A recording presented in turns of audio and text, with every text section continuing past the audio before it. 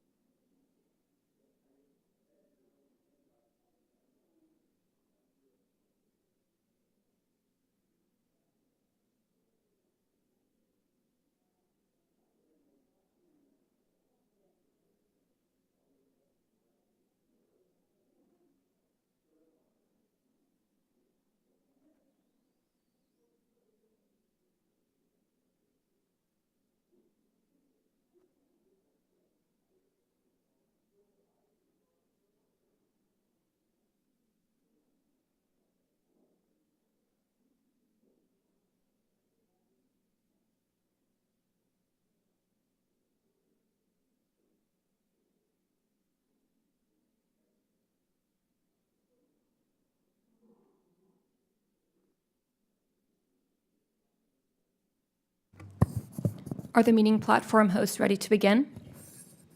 Yes. Mr. Chairman, are you ready to begin the hearing? Yes. Please provide a 5-second countdown. 5, 4, 3, 2, 1. Good morning. I call this hearing to order. A quorum is present. Without objection, the chair is authorized to declare a recess at any time. The committee procedures for remote hearings remain the same. If you are experiencing connectivity issues, please make sure you or your staff are designated, or you or your staff contact our designated technical support so those issues can be resolved immediately. If you wish to have a document inserted into the record, please ask for unanimous consent and have your staff email the document to veteransaffairs.hearings@mail.house.gov. Without objection, members will be recognized in order of seniority for questioning witnesses today. This will make it easier for me to ensure all members participating have an opportunity to be recognized. Does any member have a question about the procedures for this hearing? Hearing none, we'll proceed. Before I begin with my opening statement, I'd like to ask us to take a moment of silence to observe two things which make this day a particularly somber day. One, today is December 7th, which was the day that the Japanese invaded or attacked Pearl Harbor. And we lost thousands of very good Americans that day. Second, our colleague Don McEachin is being remembered today in his district, and many members of this committee are there at his memorial. So for those two reasons, I would like to take a moment of silence to respect and honor both Mr. McEachin and those who perished on this day in 1941.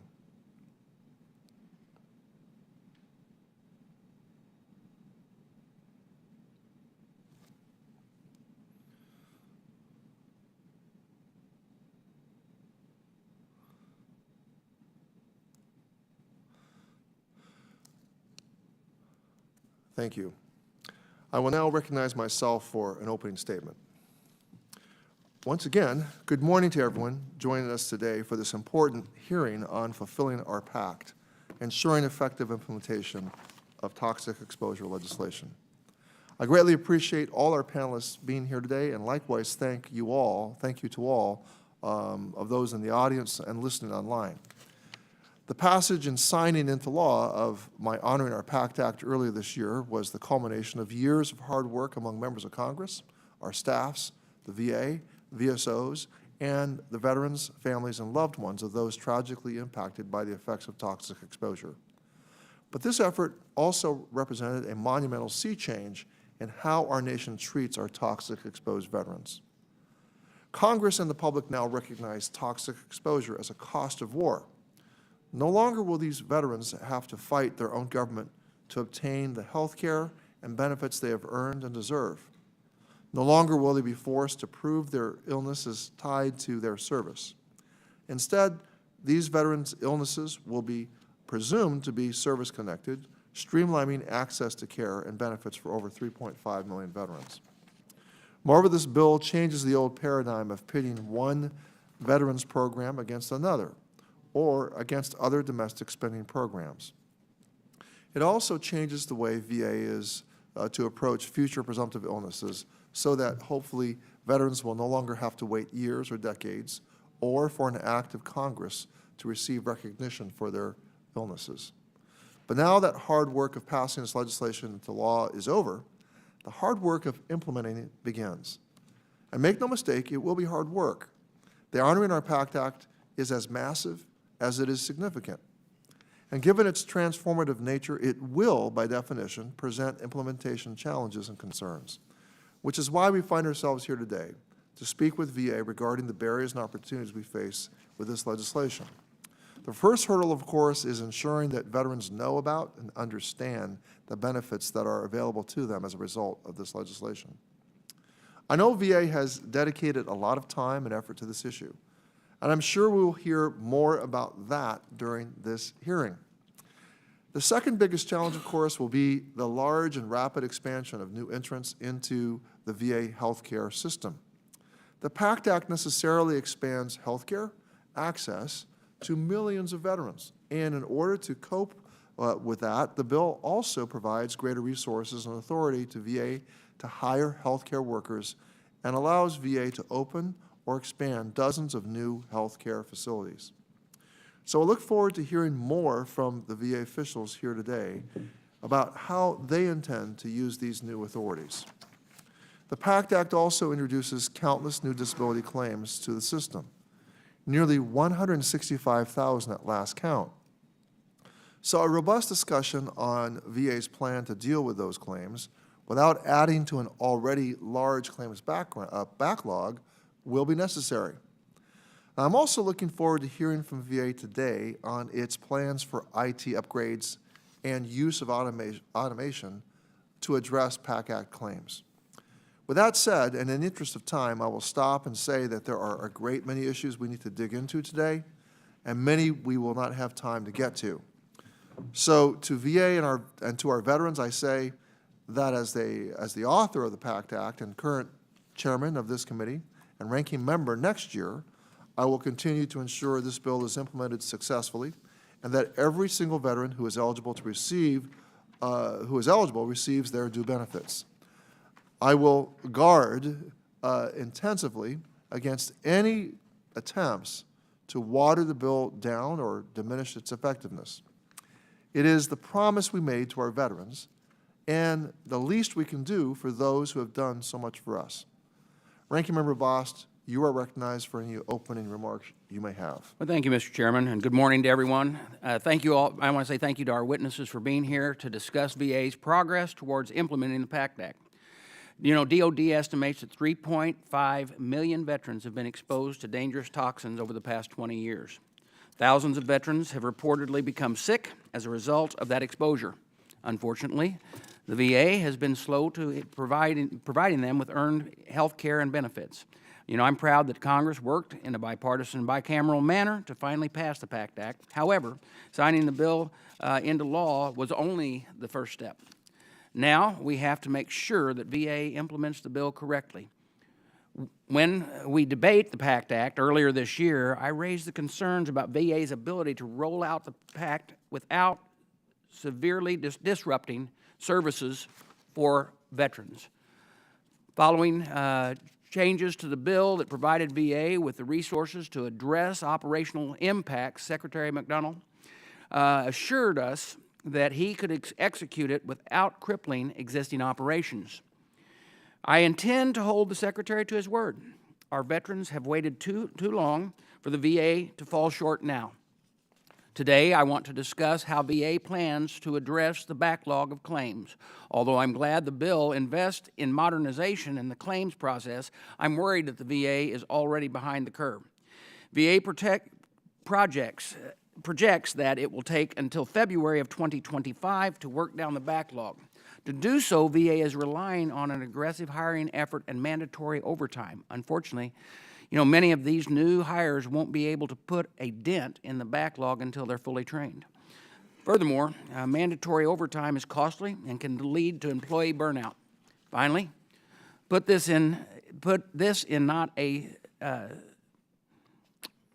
simply put, this is not a long-term, sustainable, long-term solution. You know, I'm also worried about that we are less than a month away from VA's go-live date of the Pact Act claims, and the VA still hasn't published a training letter for existing employees. That said, I appreciate the VA has been piloting some of the new technology to process the claims. While the department may call this automation, my staff has seen firsthand that it is not automation, but rather an early set of tools that are intended to eliminate minimal tasks. In fact, employees at the Boise Region office reported that while they appreciate the potential, they need to be further developed to become truly useful and save time. VA is just scratching the surface. Claims processors deserve the most advanced software used in the financial industries to make their jobs easier and increase their productivity. Now, I would like to also focus on how VA plans to reduce wait times for care.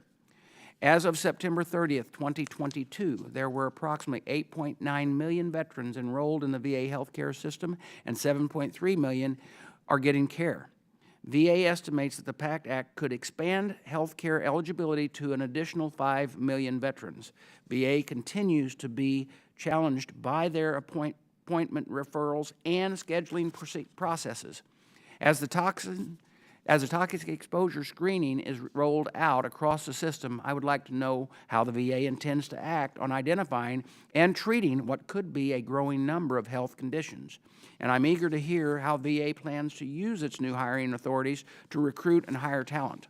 I also would like to know what has already been done with these authorities and the statutes on any pending hiring timelines. Finally, I want to remind everyone how important it is that we resolve the scoring problem created by the cost of War Toxic Exposure Fund. As I have mentioned before, if action is not taken, the committee will use up its offsets and be unable to advance a wide range of legislation next Congress. I offer I've offered a solution, and I will welcome anyone with a constructive proposal. We cannot delay fixing this fund. And with that, Mr. Chairman, I yield back. Thank you, Ranking Member Bost. I now call up and recognize our witness panel for today. First, we have Dr. Sharif El-Nahal, Undersecretary for Health of the Department of Veterans Affairs. Mr. Joshua Jacobs, Senior Advisor for Policy, performing the delegable duties of the Undersecretary for Benefits, Department of Veterans Affairs. Mr. El-Nahal, Dr. El-Nahal and Mr. Jacobs are accompanied by Mr. Guy T. Kiyokawa, Assistant Secretary for Enterprise Integration from the Department of Veterans Affairs. Mr. John W. Burstler, Chief Veterans Experience Officer from the Department of Veterans Affairs, and Dr. Michael Brummage, Deputy Chief Consultant, Health Outcomes Military Exposures, Veterans Health Administration, Department of Veterans Affairs, Mr. Robert T. Reynolds, Deputy Undersecretary for Disability Assistance, Veterans Benefits Administration, Department of Veterans Affairs, and Ms. Tracy Thierrett, Chief Human Capital Officer, Department of Veterans Affairs. Thank all of you for being here today, and I will remind our witnesses to pause 2 to 3 seconds before speaking and answering questions. Dr. El-Nahal, you are recognized for 5 minutes to present your testimony. Mr. Chairman, Ranking Member Bost, members of the committee, thank you for the opportunity to appear before you today to discuss VA's implementation of the Pact Act. I'm joined by my VA colleagues, whom you just introduced. The Pact Act marks the most significant expansion of veteran care and benefits in decades, empowering VA to do more for veterans exposed to toxins during their service. The law allows many more veterans to benefit from VA, and it affords us the tools we need to execute. I am proud of the incredible work VA has already done, and we are ready and eager to implement the full extent of this law. In VA, we have one guiding question: are veterans at the center of everything that we do? We are not orienting ourselves around what would be best for VA, but rather what would be best for veterans. Today, I want to share VA's three-pronged approach to Pact Act implementation. First, we must reach and inform every veteran who may qualify for these historic benefits. Second, we must build our capacity to better serve current veterans and those whom we welcome into our system. And third, we must build the path into the future to include groundbreaking new research on toxic exposures. On outreach to veterans who could benefit from the Pact Act, we are working every day to ensure that there is no wrong door for veterans to access VA care. Our Veterans Experience Office has mapped the veteran engagement journey across all possible touchpoints with veterans. Whether a veteran or survivor comes to VA through a medical center, a benefits office, our website, or any other way, we are ensuring that veterans receive information about these new benefits. As soon as the Senate sent the bill to the President's desk, we launched va.gov/PACT, a one-stop shop website for understanding the Pact Act and applying for benefits. We also enhanced 1-800-MY-VA-411, an easy-to-remember telephonic front door for veterans and their supporters with 24/7 live agents. We are reaching out to veterans directly through their communities and local VA medical centers. During the week of December 10th, next week, we will host events at over 80 sites across the country to do targeted outreach, including claims clinics, healthcare enrollment, and toxic exposure screenings. We're also reaching out to over 300,000 participants in our burn pit registry through our email, regular mail, and social media. We have implemented a nationwide effort to screen veterans who already get care from us to determine potential toxic exposures. As of December 5th, we have screened over 500,000 veterans, with over 37% reporting exposures. As of November 8th, this is a routine part of care in every medical center in the country, and it allows us to refer veterans directly to VBA as they may qualify for enhanced benefits or an increase in their priority group. On building VA's capacity to deliver Pact Act benefits and care, we must hire enough employees to execute this law. I want to thank this committee for the Pact Act's broad range of flexibilities around hiring and retaining staff. To date, VA has implemented 4 sections of Title IX, resulting in several new tools to help us with recruitment and retention. We are on track to complete policy changes around all hiring provisions by the end of the calendar year. Hiring faster and more competitively by consistently implementing these new authorities across the country is my top priority. We recently held a national onboarding surge event to fast-track candidates' onboarding experiences by coordinating all required pre-employment actions into a series of events at facilities across the country. I'm proud to share that we completed all the onboarding steps for more than 12,800 new employees, nearly doubling our events goal. We're also making a historic investment in hiring additional healthcare enrollment specialists. And as of October 25th, more than 3,600 of these specialists have been trained to determine Pact Act eligibility. We also need to build VA's brick-and-mortar infrastructure into the future, and the Pact Act also allows us to do that. The law immediately authorized 31 new leases, which will expand access through new sites of care. We're thankful for the more efficient leasing process as well and appreciate our ongoing partnerships with GSA, OMB, and this committee to get these leases done expeditiously. I'm also particularly heartened by the new ways that we can work with our academic affiliates and DoD to meet the healthcare needs of veterans. Co-location with our partners just makes sense for veterans who receive care in our system. And on what comes next for veterans, families, caregivers, and survivors, VA has a strong tradition of research that has improved veteran lives. We will lead efforts to create an interagency toxic exposure research working group to develop a 5-year strategic plan. This research is critical to investigating whether toxic exposures may lead to other conditions that are not yet considered presumptive. This law empowers us to serve veterans as well as they have served our country, and we invested and are prepared to do so. We will stop at nothing to get this implementation right, and we will not rest until every eligible veteran and survivor gets the care and benefits that they have earned. Mr. Chairman, this concludes my testimony. Thank you for your time today, and I look forward to any questions you may have. Thank you, Mr. Ellenhall, Dr. Ellenhall. And without objection, your written testimony will be your written testimony in full will be included in the hearing record. Mr. Jacobs, you're recognized for 5 minutes to present your testimony. Good morning, Chairman Takano, Ranking Member Boston, members of the committee. Thank you for inviting us to discuss VA's implementation of the Pact Act. As you know, VA has struggled for decades to address the health effects of harmful environmental exposures that occurred during military service. Historically, the process for VA to establish a new disability as a presumptive condition has been too long and too complex, taking precious time that ill veterans simply don't have. Now, the passage of the Pact Act allows us to begin to right these historic injustices and deliver benefits to millions of potentially eligible veterans, some of whom have been waiting for decades. The Pact Act is not only adding over 20 new presumptive conditions related to toxic exposures and new locations for exposure to Agent Orange and radiation, but it's also strengthening how we hire and train new personnel, deploy new technology, and establish new presumptive conditions in the future. Given the serious nature of toxic exposures, we made all conditions outlined in this new law presumptive the day the bill was signed, rather than phasing them in over years as the law anticipated. For veterans who file for a Pact Act-related claim before August 10th, 2023, the one-year anniversary of the bill signing, their claim and benefit will be retroactive to the date of signing. I want to take the next few minutes to explain the three-pronged approach that VBA is undertaking to deliver on the promise of the Pact Act. First, we are focused on hiring efforts up and down the organization. VBA has been preparing for Pact Act implementation since last year, hiring approximately 2,000 additional employees. In the next few months, thanks to the Toxic Exposure Fund, we anticipate adding almost 1,900 more employees to our roles. In addition to hiring the right people, we're also focused on training them. All claims processors, whether new or current employees, will have the training necessary to process claims under the Pact Act. Second, we're looking at all of our policies and processes to enable more efficient benefits delivery.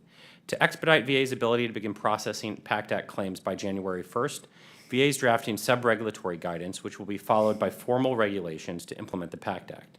We anticipate the sub-regulatory guidance will be published in the Federal Register this month in December. VA is also actively engaged with all contract medical examination vendors to ensure they are prepared to handle the increased volume of Pact Act-related examinations. Third, VA is using automation as a decision support tool to expedite claims by determining eligibility, auto-ordering exams when necessary, and gathering all relevant data and information to give our claims processors the ability to make quality claims decisions quickly. In fact, these tools have already reduced decision timeliness from several months to several days for the small number of claims that have leveraged this technology at one of our 8 pilot sites. But the best implementation plan in the world doesn't matter if veterans, families, and survivors don't know about the law or how to submit a claim. We're conducting an aggressive outreach and communication plan to spread the word about the PACT Act in as many ways as possible: traditional media, online, community, and veteran group engagement, to name a few. We're bringing the PACT Act to veterans regardless of where they are. This includes targeted outreach to traditionally underserved veteran groups: women, Native Americans, African American, and Hispanic veterans. The PACT Act helps meet generations of unmet demand from veterans and survivors, and we are already seeing this demand. The day after the bill was signed into law, veterans set an all-time record for benefits claims filed online. Since then, veterans have filed nearly 177,000 PACT Act-specific claims. While we are receiving more claims than ever before, VA is also delivering more benefits more quickly and more accurately to more veterans than ever before, and we're processing claims at the fastest rate in VA history. I was at the VA 10 years ago when the backlog was at its peak, and I'm happy to say that today we're in a better position to tackle these challenges. Between then and now, there's been significant investment to move from a paper-based system where the floors were literally buckling under the weight of all the paper we stored to a paperless claims process, and that investment is paying dividends. In FY22, we processed 1.7 million veteran claims, shattering the previous year's record by 12%, and we've gotten the claims backlog down to the lowest in years. Now, as more veterans and survivors apply for their PACT Act benefits, we do expect an increase to the inventory and the backlog in the short term. But the efficiencies I just described and the 3-part implementation plan we are executing have established a solid foundation as we work to deliver on this historic law to provide benefits to millions more of our nation's veterans. This concludes my statement, and we would be happy to answer any and all questions you or other members of the committee may have. Thank you, Mr. Jacobs. Without objection, your written testimony in full will be included in the hearing record. I now recognize myself for 5 minutes of questions. And so I want to begin with a question about the Toxic Exposure Fund. As has been mentioned, the Toxic Exposure Fund has presented challenges with CBO scoring. I've committed to working with the ranking member and the Budget and Appropriations Committee in the House and Senate to come up with a solution to this scoring issue. However, the Toxic Exposure Fund, created in the PACT Act and passed into law with bicameral and bipartisan support, protects funding for health care and benefits. The key word there is protects. This means that veterans who need this health care and these expanded benefits don't have to be concerned that a change in Congress or a change in administration will impact the care and assistance they receive. Now, veterans should not have to return to Congress each year, hat in hand, begging this body to grant them benefits that they have earned.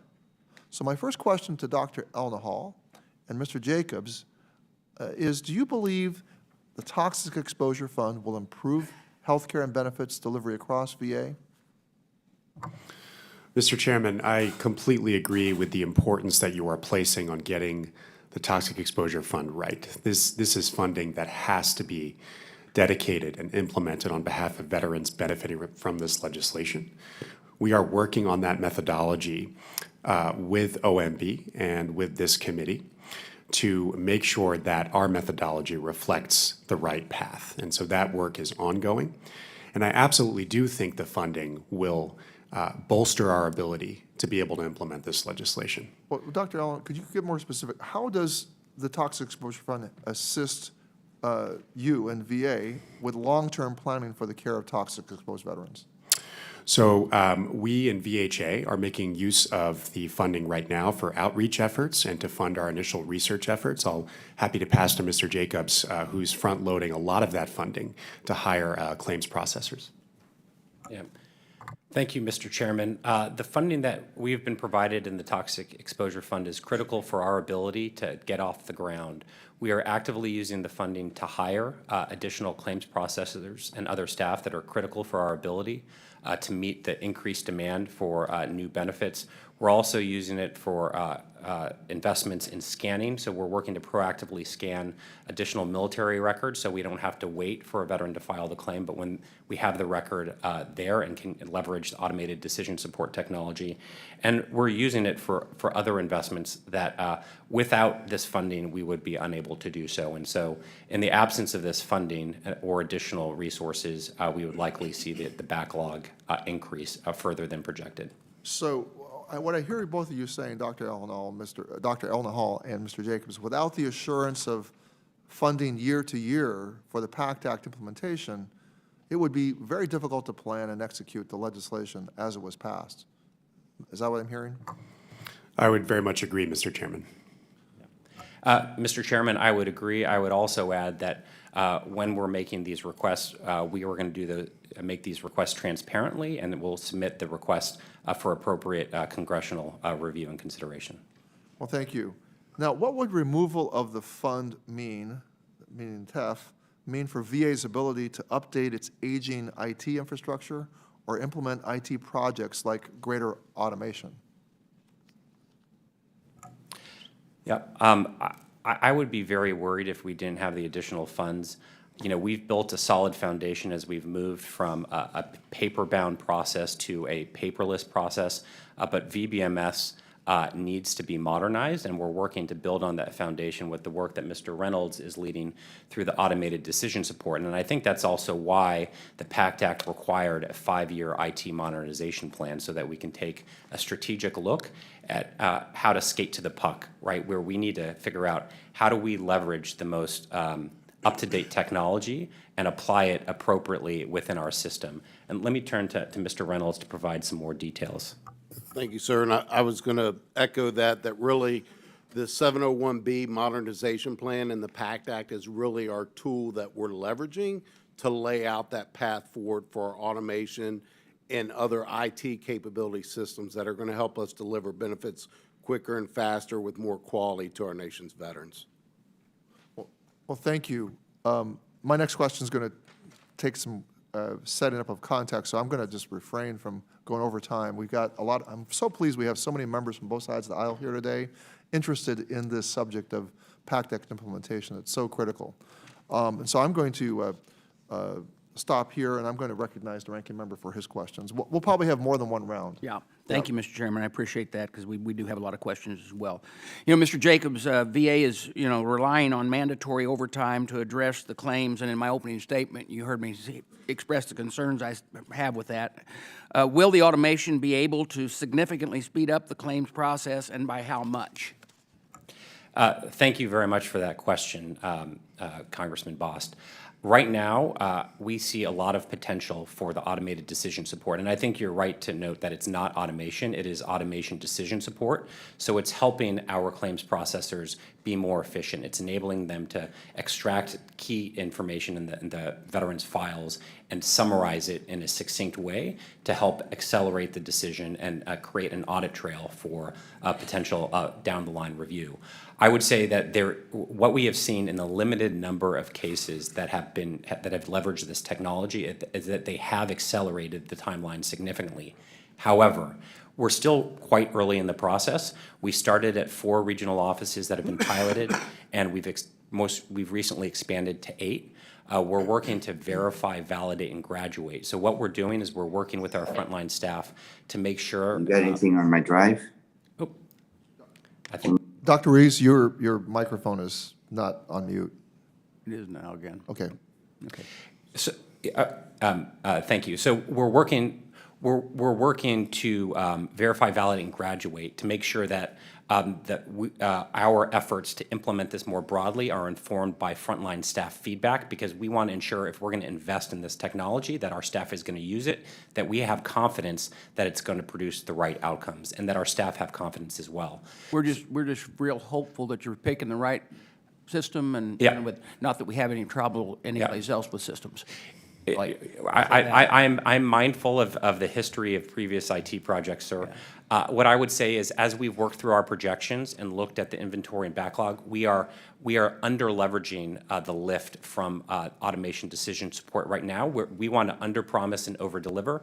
I think ultimately down the road, this has the potential to really be a game changer. Do you know a date of when you're, or some time that you could give us of when you're going to have the automation in line?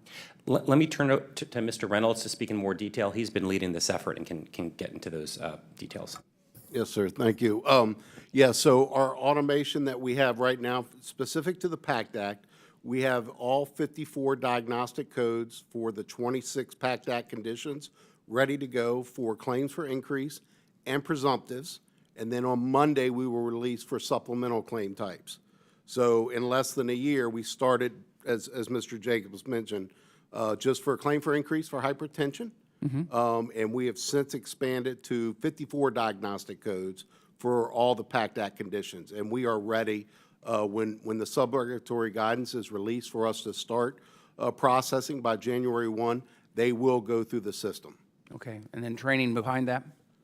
Well, actually, training has already initiated for that, sir. Thank you.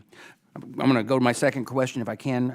Dr. Andahal, per your testimony, over 350,000 veterans have been screened by toxic exposure. During the pilot for screening, 39% of veterans screened expressed concerns about exposure. All positive responses required a primary care follow-up within 14 days. Do you have the data on how quickly these veterans are being screened? So, Mr. Ranking Member, we are happy to get you the very specifics and up-to-date information about the Stage 2 of toxic exposure screening results for the record, the clinical reminder that follows a positive confirmation from a veteran that they're concerned about a possible exposure during their service. What I will say is that we are working across the system to go from end to end in that screening process to include that clinical reminder that would be useful for a primary care physician if they have the expertise to be able to address clinical conditions and signs of conditions that result from an expression of an exposure, but also, if needed, we have environmental health care specialists throughout the country to whom that veteran can be referred if their case is complex. And so that would answer the second part of my question, which is those that don't have a primary care physician. How are you working with them? That's right. So we are capturing a large majority of veterans with our primary care clinic implementation of this. We're still in phase 1 of the toxic exposure screenings. However, as you mentioned, veterans interface with our system through specialists and through non-clinical care environments as well. And so we have 3 stages of training and implementing this. The second will be on specialty clinicians.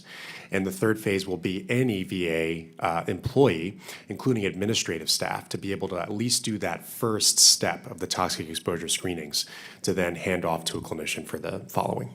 Thank you, Mr. Chairman. My time's expired, and I'll wait till the next round to go further. Thank you, Ranking Member Bost. Chairwoman Brownlee, you're recognized for 5 minutes. Thank you, Mr. Chairman, and I wanted to add my support to your opening comments and statements with regards to the Toxic Exposure Fund and to you, Mr. Secretary, as well. So it's extremely important, a very important component to this overall bill.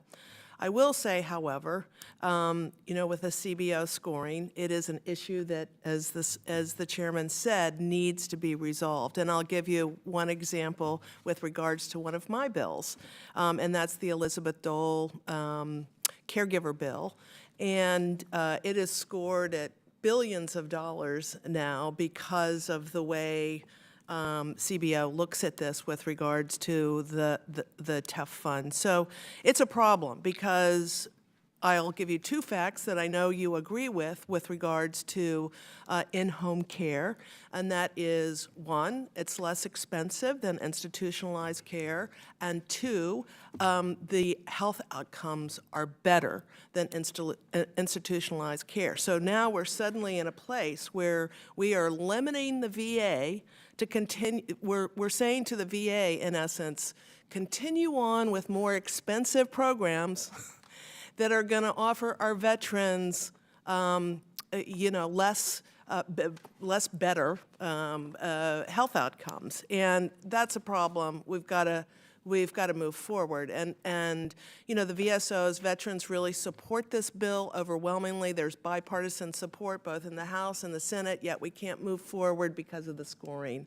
And while we want to, the PACT Act is so important, we also don't want to stop from moving forward on other important health options, particularly health options that are going to, at the end of the day, save money for the VA that they can reinvest to better improve other health outcomes for veterans across the enterprise. So I just wanted to make that statement, not asking a question, but just to say that it is imperative that we move forward in finding a solution on this. So I guess my first question to you, Dr. Elnahal, first let me say it's nice to see you again.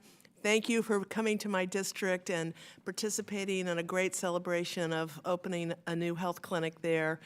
It was a great day. So thank you for being there and participating. With regards to women's health, and you know, one of the presumptive illnesses is reproductive cancers, so that's very broad.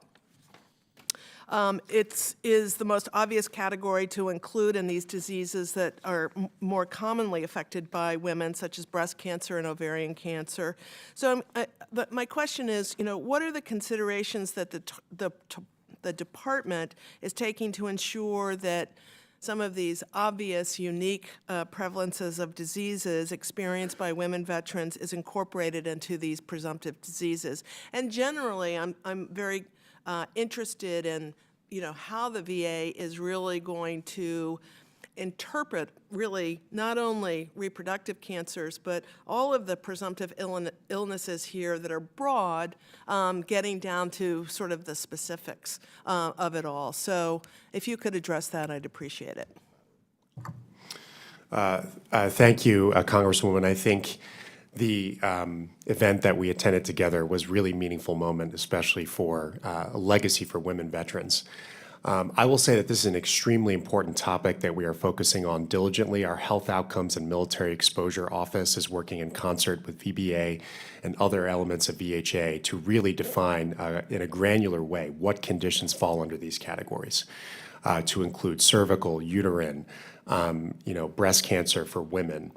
And we are trying to be as inclusive as possible, consistent with science and evidence. I'll ask if Mr. Jacobs has comments, and then Dr. Brumage if we have time. Yep, thank you very much, Dr. Elnahal. So we have been working in partnership with our clinical experts and our research experts to define the full cohort of particular diseases, and we will be publishing that list as part of our sub-regulatory guidance this month. It'll be part of the Federal Register, and so we'll have an opportunity to explain what is included there, and then we will also be actively looking, as we look forward, to explore other conditions that may not be included to try to identify new evidence where we can make the case to establish additional presumptive service connections. And so I will tell you that our general philosophy has been to be as expansive as possible within the requirements provided to us in the law. Very good. Thank you, Mr. Chairman. I'll yield back. Thank you, Chairwoman Brownlee. Representative General Bergman, you're recognized for 5 minutes. Thank you, Mr. Chairman. In the interest of time, this will be rapid-fire questions. If you can give a specific answer or yes or no, I'd appreciate that. And then just consider, if you would, if these unoccupied chairs in this committee room were being occupied by veterans who were waiting in line for you to get your work done. So, Mr. Jacobs, VBA has done some restructuring in the past 18 months, now a few new deputy undersecretaries and whatever. As it pertains to the PACT implementation, who's in charge and who's accountable? Give me a name. I am accountable for all VBA-related implementation. Okay, so you got the dot. Okay. Yes, sir. Mr. Reynolds, how long have you been in charge of the Office on Automated Benefits Delivery? 1 year, sir. Okay. How much money have you spent to date with various contractors to support your efforts? About 60 million, sir. Okay. How is the money being distributed across vendors, or how many vendors are supporting the automation efforts? So we're leveraging probably 4 vendors or so that are all working in concert together based on their specialty of what they bring to it. And some are existing, such as our scanning vendors. We're leveraging. Is 4 vendors enough? No, sir, but that's part of our strategy going forward. So with when, modernization. okay, so is there a timeline to increase that number of vendors? This year, sir, we will be increasing. This year has roughly 20-some days left. This fiscal year, sir, we will be putting more contracts out on the street for more IT capabilities. Just remember, I mean, we're giving you money. Yes, sir. You control the time, and once time is gone, the time is gone. Mr. Jacobs, you testified on the 16th that 7,000 claims had been processed using the automated process. So you tell me, is 7,000 out of roughly 3 million claims considered a success after 2.5 years and $30+ million? Yes or no? I would say it's still early. We don't Yes want- or no? I would say it is. Are you feeling good about what you've accomplished in that time? I'm feeling confident that we will execute Yeah, this well, that's a well. long yes or no, but the point is. Yes, sir. The point is, there is, and now I'm going back 6 years, joining this committee in 2017, sense of urgency. Yes, sir. The men and women who we are seeking to serve through the money we appropriated to you all to get the job done, they had a sense of urgency in their lives.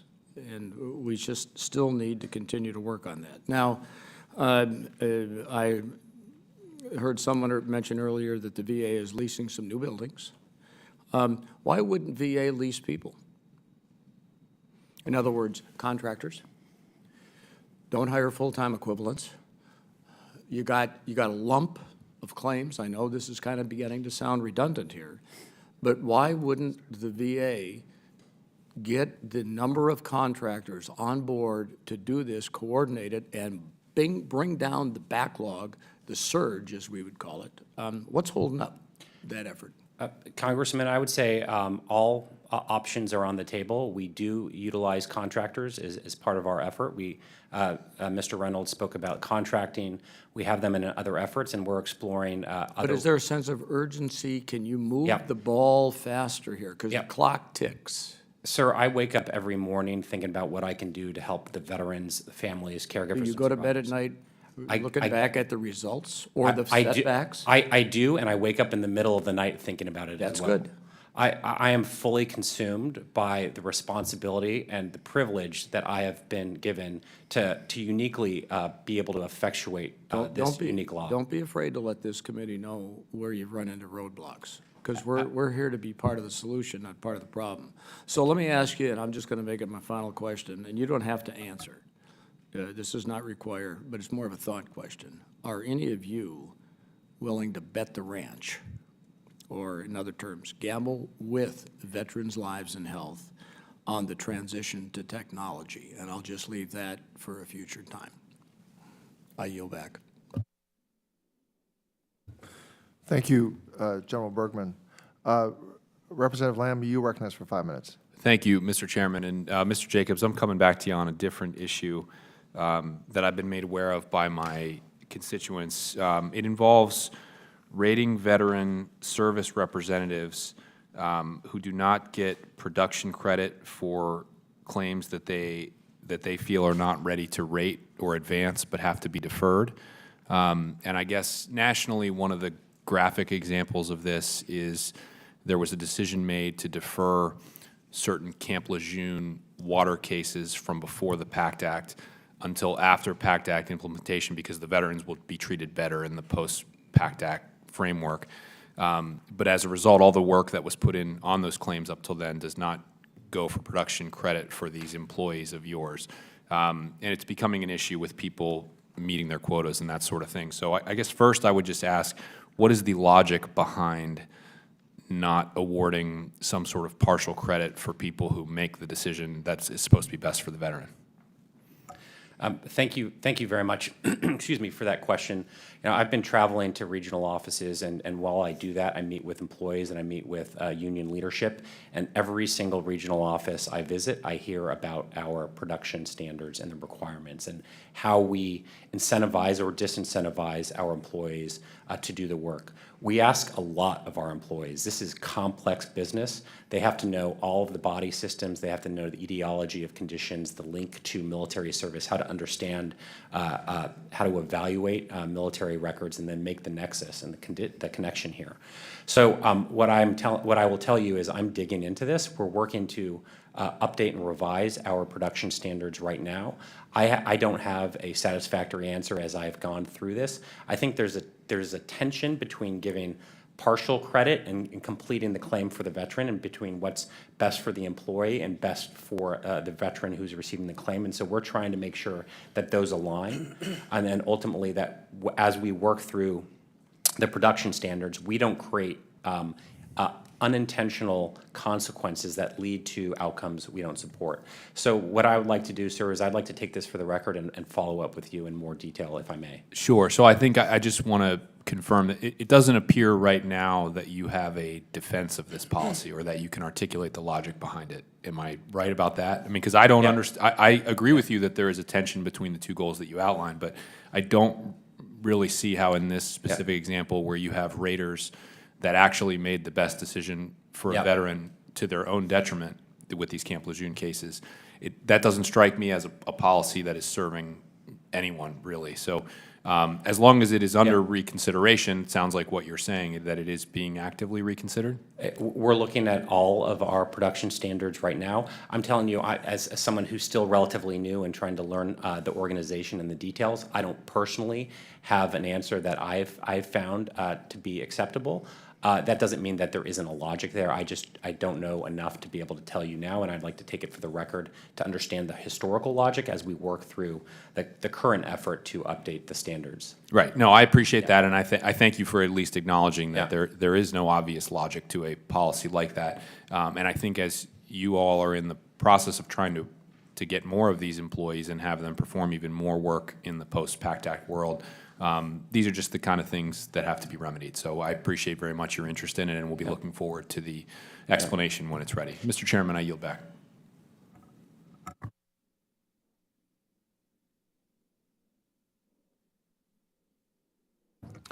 Mr. Moore, you're recognized for 5 minutes. Thank you, Mr. Chairman. Mr. Jacobs, many of the veterans in my district are having some serious trouble getting timely care from the VA. Now, the VA has been helpful in our mobile office hours, and I appreciate your effort there, but when does the VBA have a full and sufficient staffing needed? Do we have a plan for that to work through the backlog, and what's your alternative plan if you cannot meet your hiring target? Thanks very much, Congressman. First, I would say if you're running into challenges with constituents not getting timely decisions, please reach out to our office so that we can help try to address those issues. We are actively hiring. I mentioned in my opening statement we hired about 2,000 additional staff last year, anticipating the increased workload associated with military environmental exposures. We have a goal using the Toxic Exposure Fund in the first 6 months to hire another 1,900, and we're about a third of the way there. And then we're working to hire another 2,500. All of those staff, in addition to being hired, have to be trained. And so we have aligned our hiring timeline to ensure that we can fill them with the training seats. And so we are limited in terms of the number of staff we can hire based on the number of spots we have in our training classes. So we can max out at about 4,400 net new employees per year. We're working to expand the capacity for training.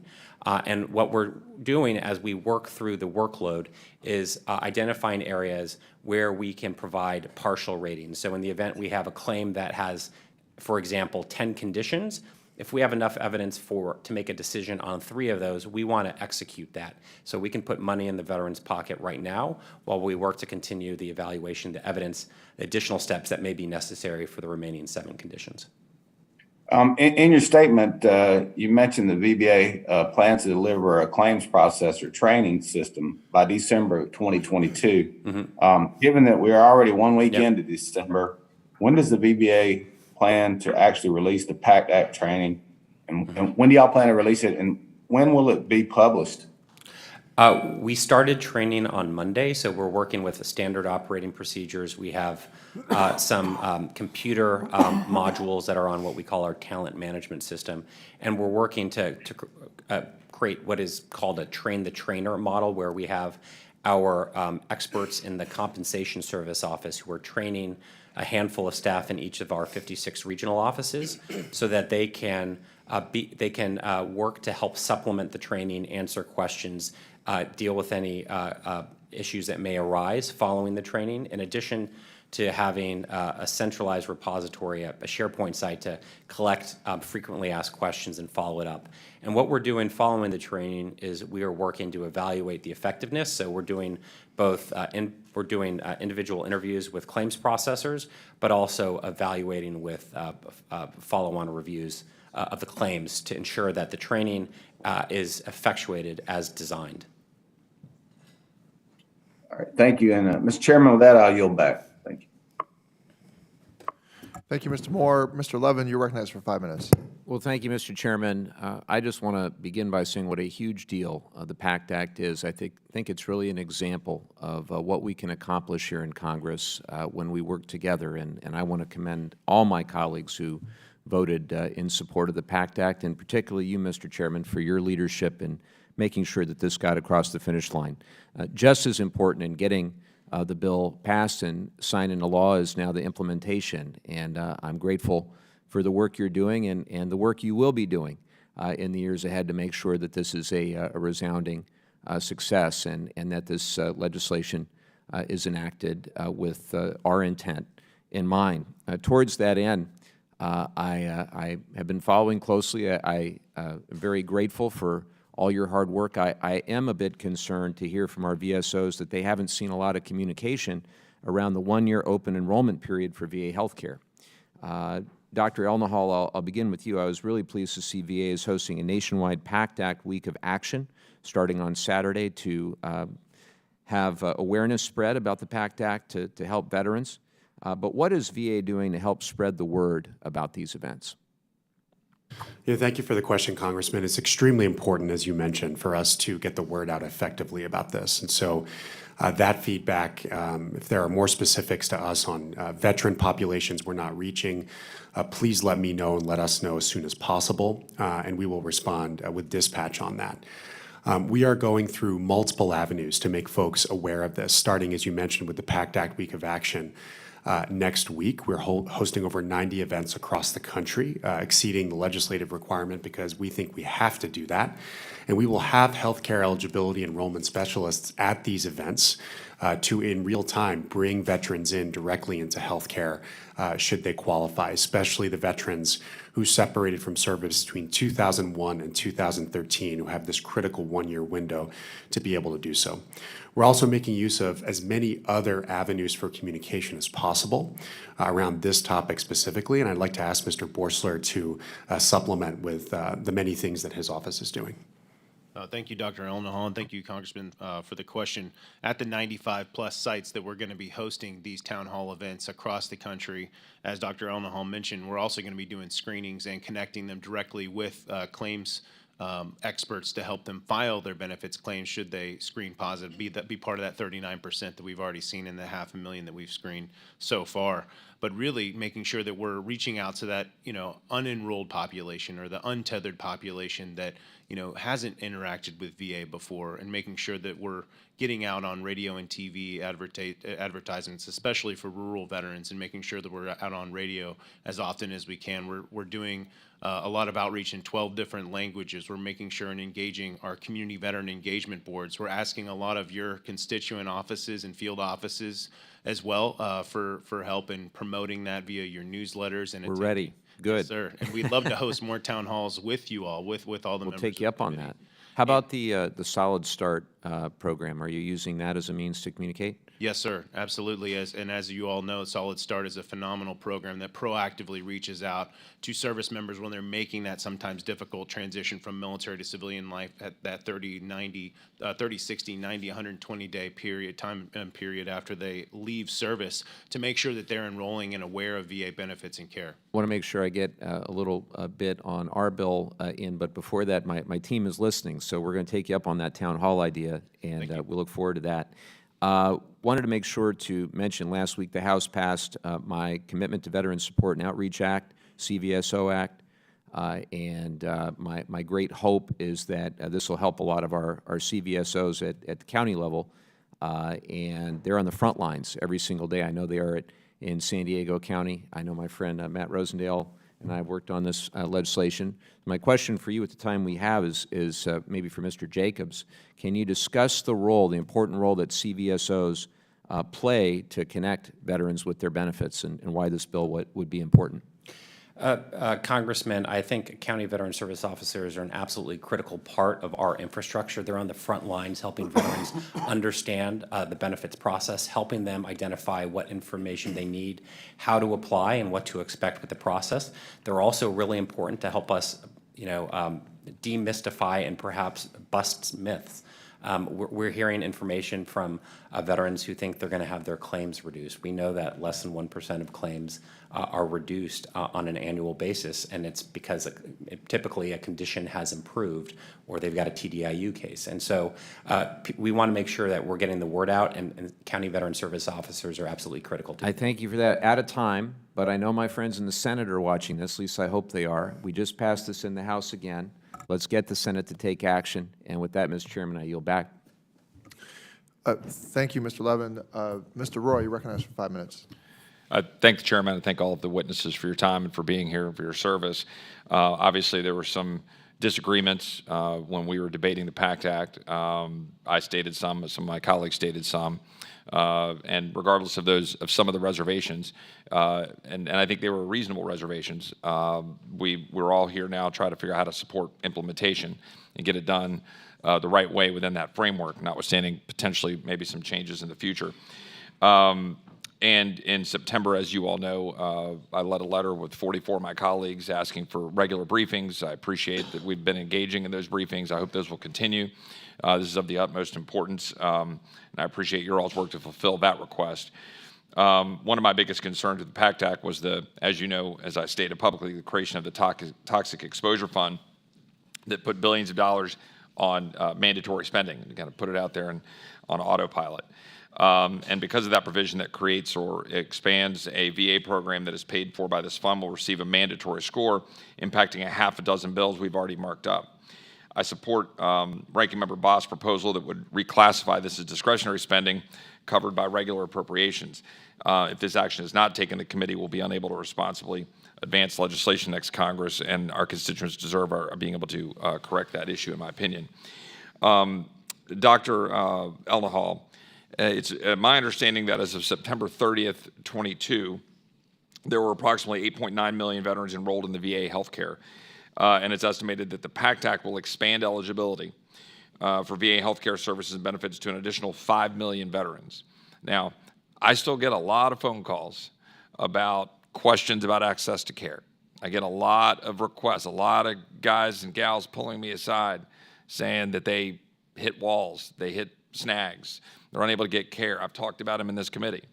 I've offered meetings with some of the folks that run South Texas VA with some of my constituents who literally run into a multi-week buzzsaw unable to get care. I understand that there are horror stories and there are great stories. That's true in all respects. But, my question is just what are we going to do now to guarantee access to care when you're now going to have a 55% increase of people potentially able to walk through the door?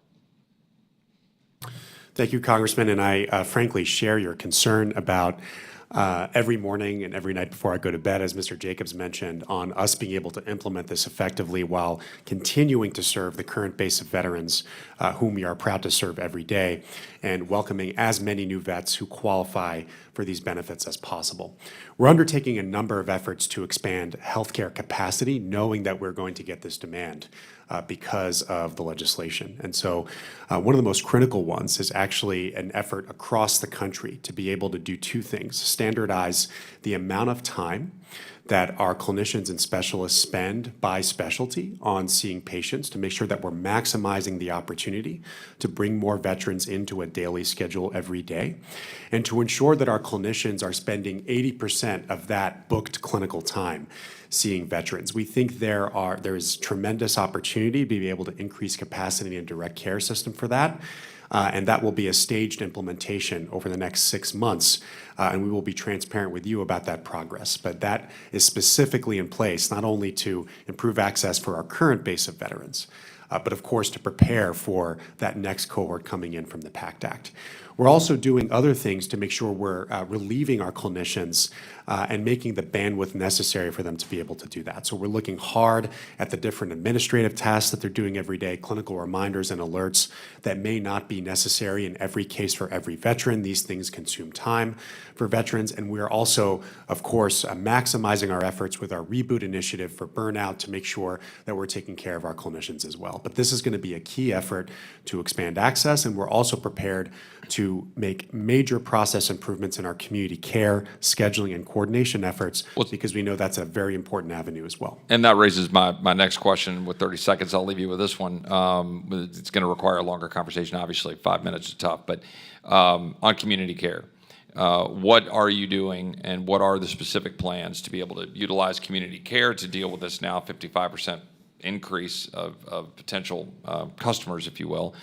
And what separate hearings, obviously, on Cerner, I guess now Oracle Cerner, on where we're going with, improving technology, which tends to be a massive barrier to the ability to flow in and out with respect to engaging in community care.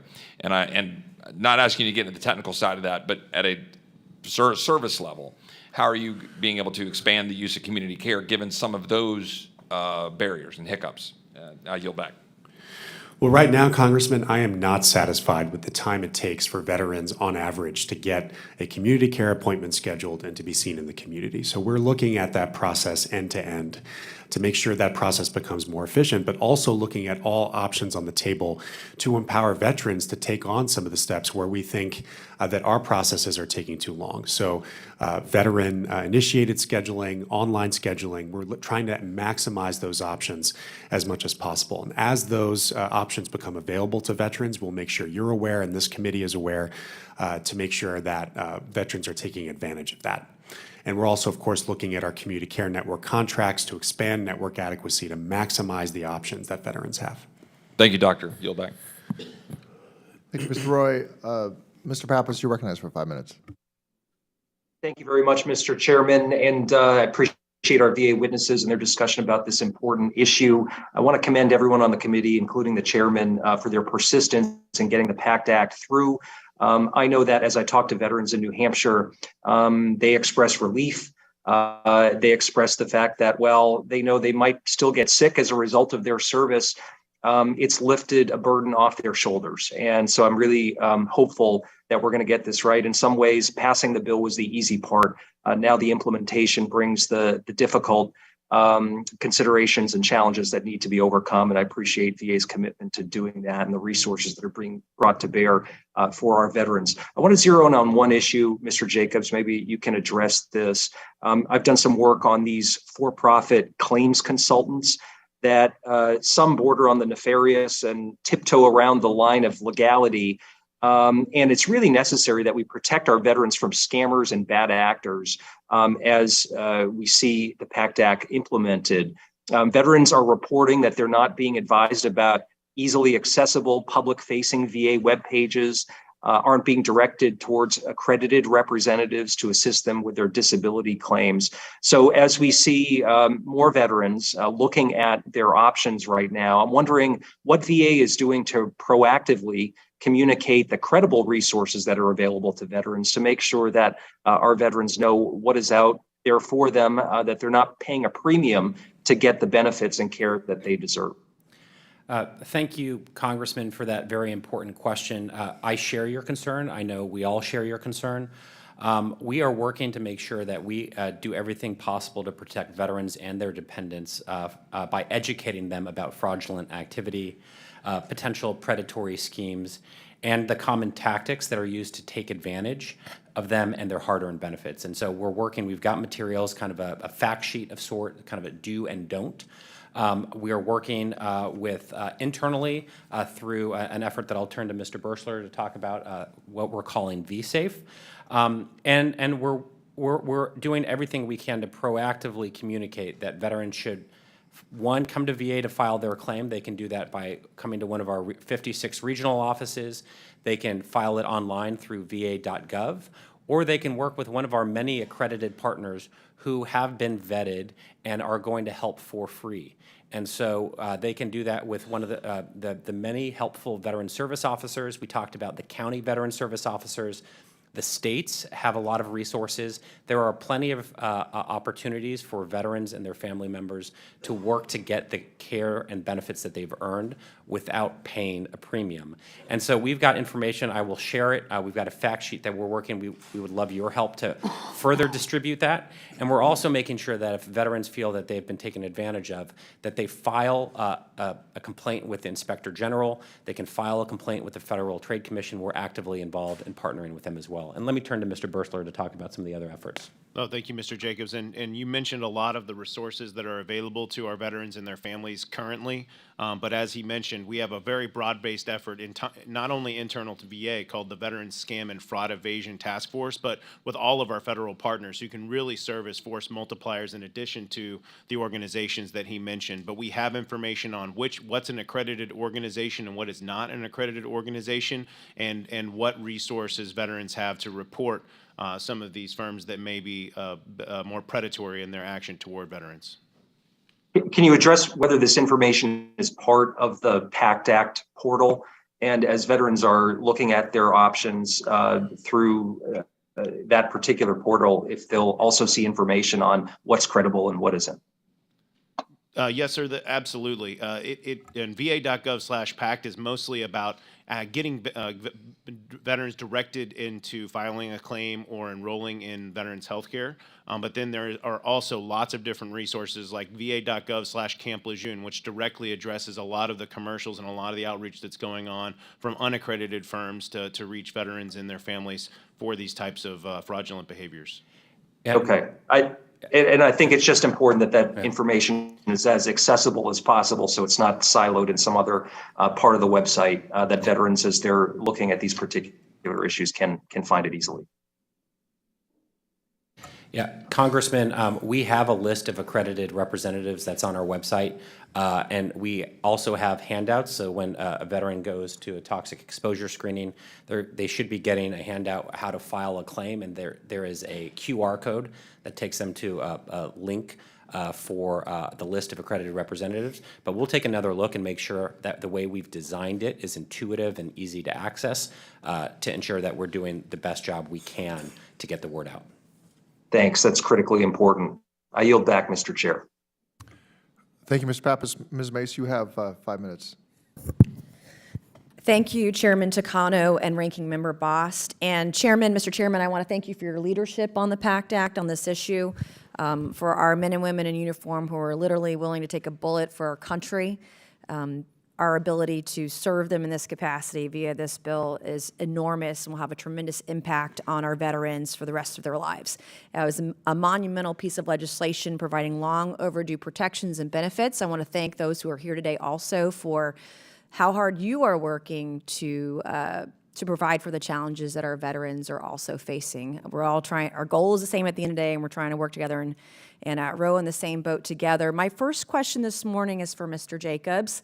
The VA intends to use the Toxic Exposure Fund to hire an additional 1,900 employees in fiscal year 2023 to help the influx and process the influx of claims that are going to be due to the Pact Act. And due to the unique nature of life as a service member, there are generations of veterans who found it difficult to transition back into the workforce, as many of you know. In fact, I had a classmate of mine from the Citadel recently up here transitioning out and moving into my district next year, and listening to the challenges that individual faces But they're not alone. There are thousands of veterans that are facing those transition challenges. And while the VA and its partners, y'all are doing a tremendous job to help with that transition. But veteran unemployment is still an issue and something that we're all trying to address. In fact, there are over 220,000 unemployed veterans nationwide. To build on this efforts, I introduced the Warrior Training Advancement Course, WARTAC Improvement Act, with Representative Buddy Carter out of Georgia, to improve the WARTAC program, which trains and hires veterans to become claims processors. So my first question is, what are your plans, if any, to recruit more veterans for some of these positions potentially? I think there's a lot of value and meaning to getting veterans in some of those roles. Congresswoman, thank you very much for that question, and thanks for your advocacy. I think the WARTAC program is fantastic. It's a great resource for us to find transitioning service members who can be dedicated to the mission and help train them for a career in VBA, for a mission-oriented vocation that is going to help them give back to their fellow service members and veterans. We are actively recruiting veterans. We're also recruiting military spouses, and one of the ways that we're mindful of the transition and the constant relocation that's required, so trying to adjust our virtual requirements to enable military spouses to work as they move with their husband or wife. And we're looking to do that. We've had hiring fairs recently in Fort Campbell that were quite successful, and we're looking to replicate that more broadly. I also think that as we educate a lot of veterans who are using their GI Bill, and that's another opportunity as they're considering the many career options that they have in front of them, to let them know that a VA is a potential option, whether it's coming for benefits world or perhaps in the healthcare world and pursuing other training opportunities. I don't think we can do enough here. We're actually moving in the beginning of the year to do a national hiring event. And so part of that effort, as we're working to ramp up, is going to be focused on transitioning service members. And is there a quota or a goal percentage for those jobs? What percentage you'd want veterans to hold those positions? No, but what I would tell you is almost 60% of our workforce are veterans. Many more are military spouses, and all of them are veteran advocates who come to work trying to do the right thing. All right, my next question, I've got about a minute left, Dr. Elnahal. The Low Country, South Carolina's first congressional district, we're home to about 1/3 of all the veterans in the state of South Carolina, approximately 70,000 individuals, many of whom use the Ralph H. Johnson VA Medical Center. Unfortunately, due to the rising cost of living in Charleston, South Carolina, retaining the talent and high level of employees that we have there has proved to be very difficult to provide for quality care for our veterans. So how are you going to use the new hiring authorities within the Pact Act or elsewhere to make VA jobs potentially more attractive, more retainable, sustainable for high-quality folks to serve this community? Thank you, Congresswoman. As I mentioned before, hiring enough employees to implement this legislation and also to better serve the existing veteran cohort we serve today, including in South Carolina, absolutely depends on hiring faster and more competitively. And we are grateful for the new authorities that we have that allow for better recruitment and retention incentives, the ability to give lump sums up front, the ability to make the hiring process itself more efficient. And I'll ask Ms. Therrett to summarize some of those exciting opportunities. I will say that I am holding myself personally accountable for consistent implementation of all of those authorities across all of our networks in VHA. Ms. Therrett? Thank you, Dr. Elnahal. I am leading the integrated project team that is implementing Title IX of the Pact Act. We meet on a weekly basis. We are within the fifth wave of 6 waves of completing implementation. The first wave, which we implemented within 30 days of enactment, was removing the restrictions on hiring housekeeping aides. We understand how critical that position is to having our medical centers function effectively. And since doing that, we have seen a 3.2% increase in onboard rates for housekeeping aides. The second effort is to reach that early career talent by using the expedited hiring authorities for college graduates and post-secondary students, VBA, research, research, contracting have been using those authorities and raising the student loan repayment limits. Our social workers, our human resources professionals, our medical support assistants are actively using those tools that we've put in place since the PACT Act was enacted. The third area that we're focusing on is retention. Right now is that time of year when we are recognizing our high performers. And thankfully, you have removed the statutory caps that we had on awards and bonuses, so we can really recognize and retain our amazing employees throughout the nation. And we have also increased our ability to recognize them through special contribution awards up to $25,000. So all of those authorities have been amazing. We are now in the hardest tranche of our implementation of Title IX, which is focusing on things like critical skills incentives, critical pay positions, special salary rates, pay waiver authority, and the 3 Rs that Dr. Elnahal has mentioned. But we are absolutely across the entire department using every authority in Title IX, trying to get the policies, the systems, the procedures, the training out as soon as possible, because we know the desperate need in the field, and we want to meet that need to serve veterans. Thank you, Ms. Aaron. I'm just going to add 1 second, Mr. Chairman. In Charleston, South Carolina, it's so expensive to live. A 3-bedroom apartment will cost you $5,000 month to month. It's so important that we retain great employees. Thank you, Mr. Chairman, and I yield back. Thank you, Ms. Mace. I now recognize Mr. Mervan for 5 minutes. Thank you, Mr. Chairman. I, of course, want to thank the chairman and the ranking member for their bipartisan approach to be able to pass the PACT Act and your work in doing the implementation and the emphasizing of how important it is to our veterans. What I want to talk about today, Dr. Elnahal, you had mentioned, are the veterans at the center of what we do is the first question.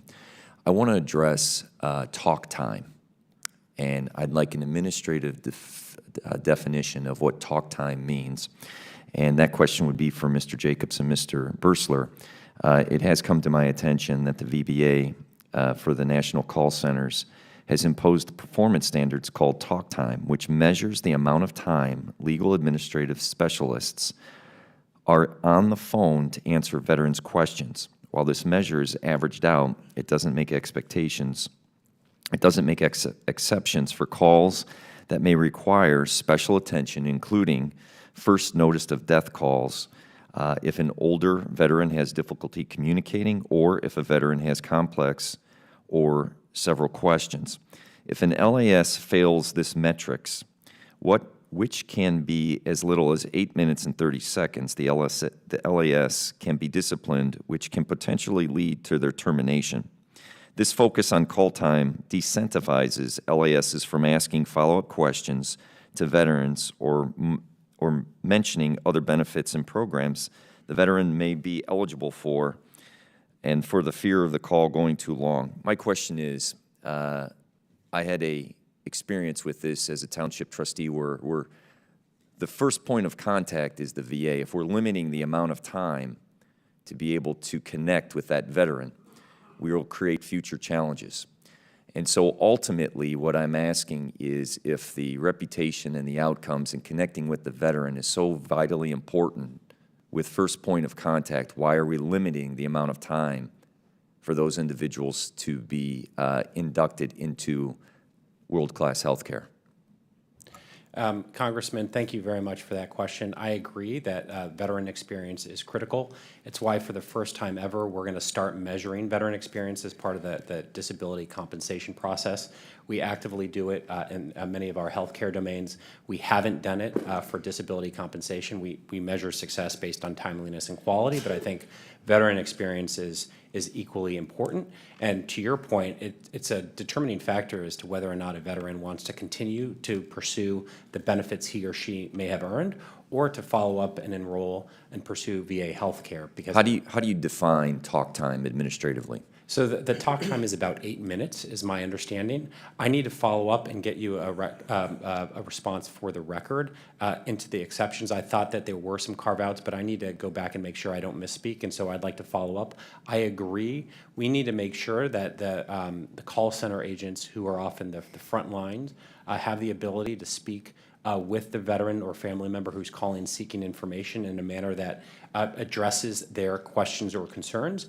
We also have to manage that with an appropriate balance, learning from industry standards so that we can manage our workload and we don't have too many individuals waiting. How will you measure veterans' quality of care, Well, on the healthcare side, there are multiple tools. And specifically on these calls? on these calls, I think what we're looking at is we have what is called V signals, and we have V signals? V signals. Let me turn to Mr. Bursler to speak to the tools we have at our disposal. Yes, sir. It's called Veteran Signals. It's our survey platform that actually monitors and asks veterans after they contact the National Contact Center or my 1-800. What's the participation rate with that?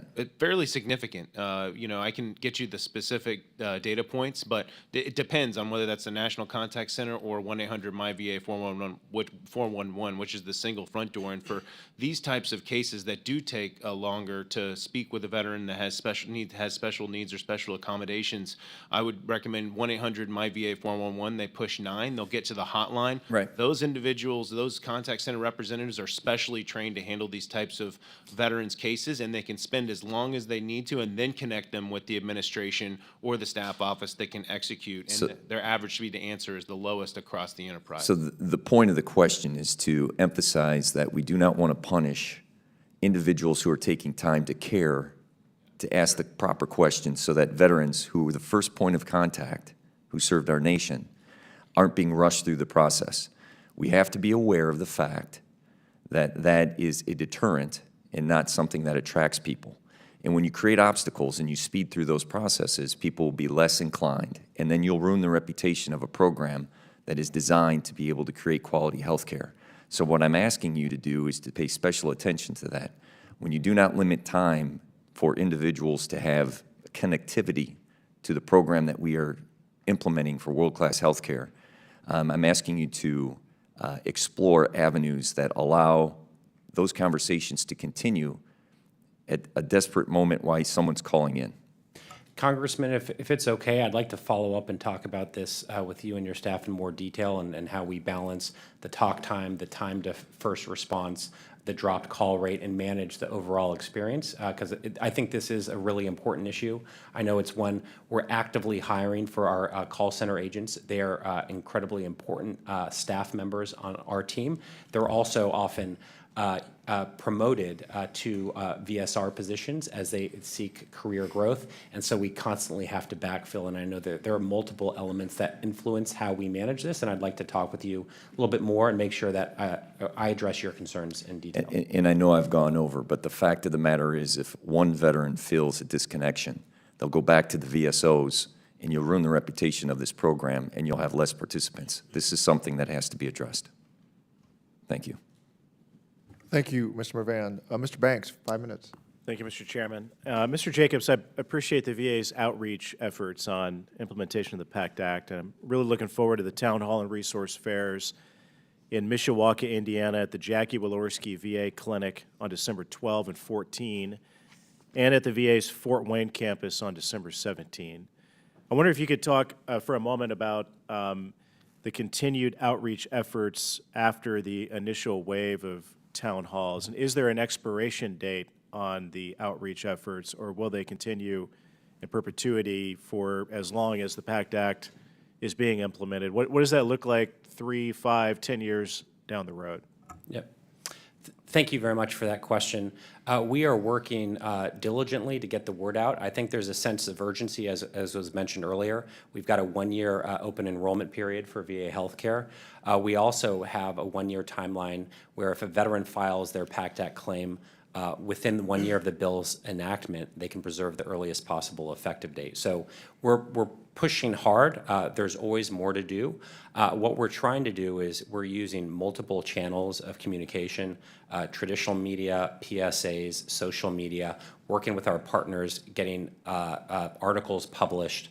Our veteran service organizations, the states, the counties are great resources, and then tapping into other affinity groups, faith organizations to get the word out.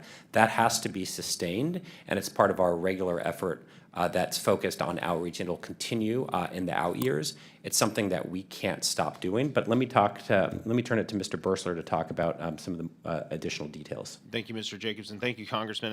And back to the V-Signals, or Veteran Signal Survey platform that we mentioned a minute ago, we're actually asking those veterans who have filed a claim or have been screened what their experience was, how did they find out about the PACT Act benefits and care that they're now eligible for, and what motivated them to file a claim or to seek more health care, so we can learn and adjust over time and get better and more targeted at our outreach, especially for those veterans and their families that currently aren't enrolled or aren't aware of those benefits and care.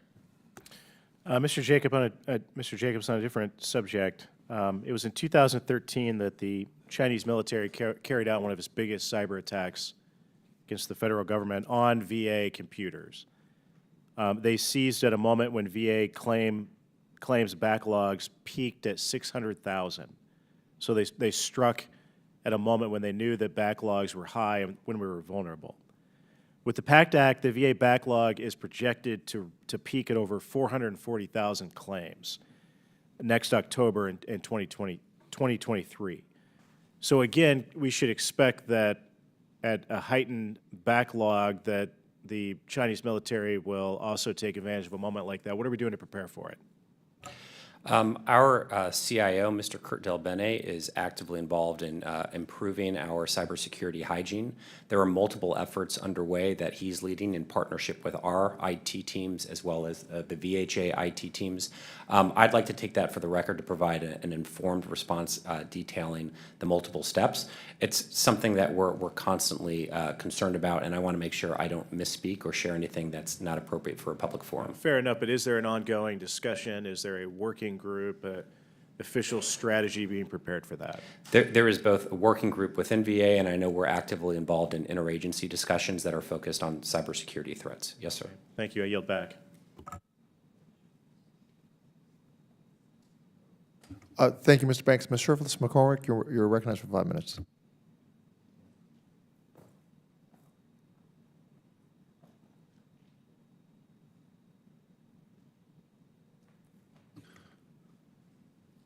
Mr. Chairman, I yield back my time. Thank you, Ms. Shirless McCormick. Then I'll go on to recognize Ms. Locken. Ms. Locken, go ahead.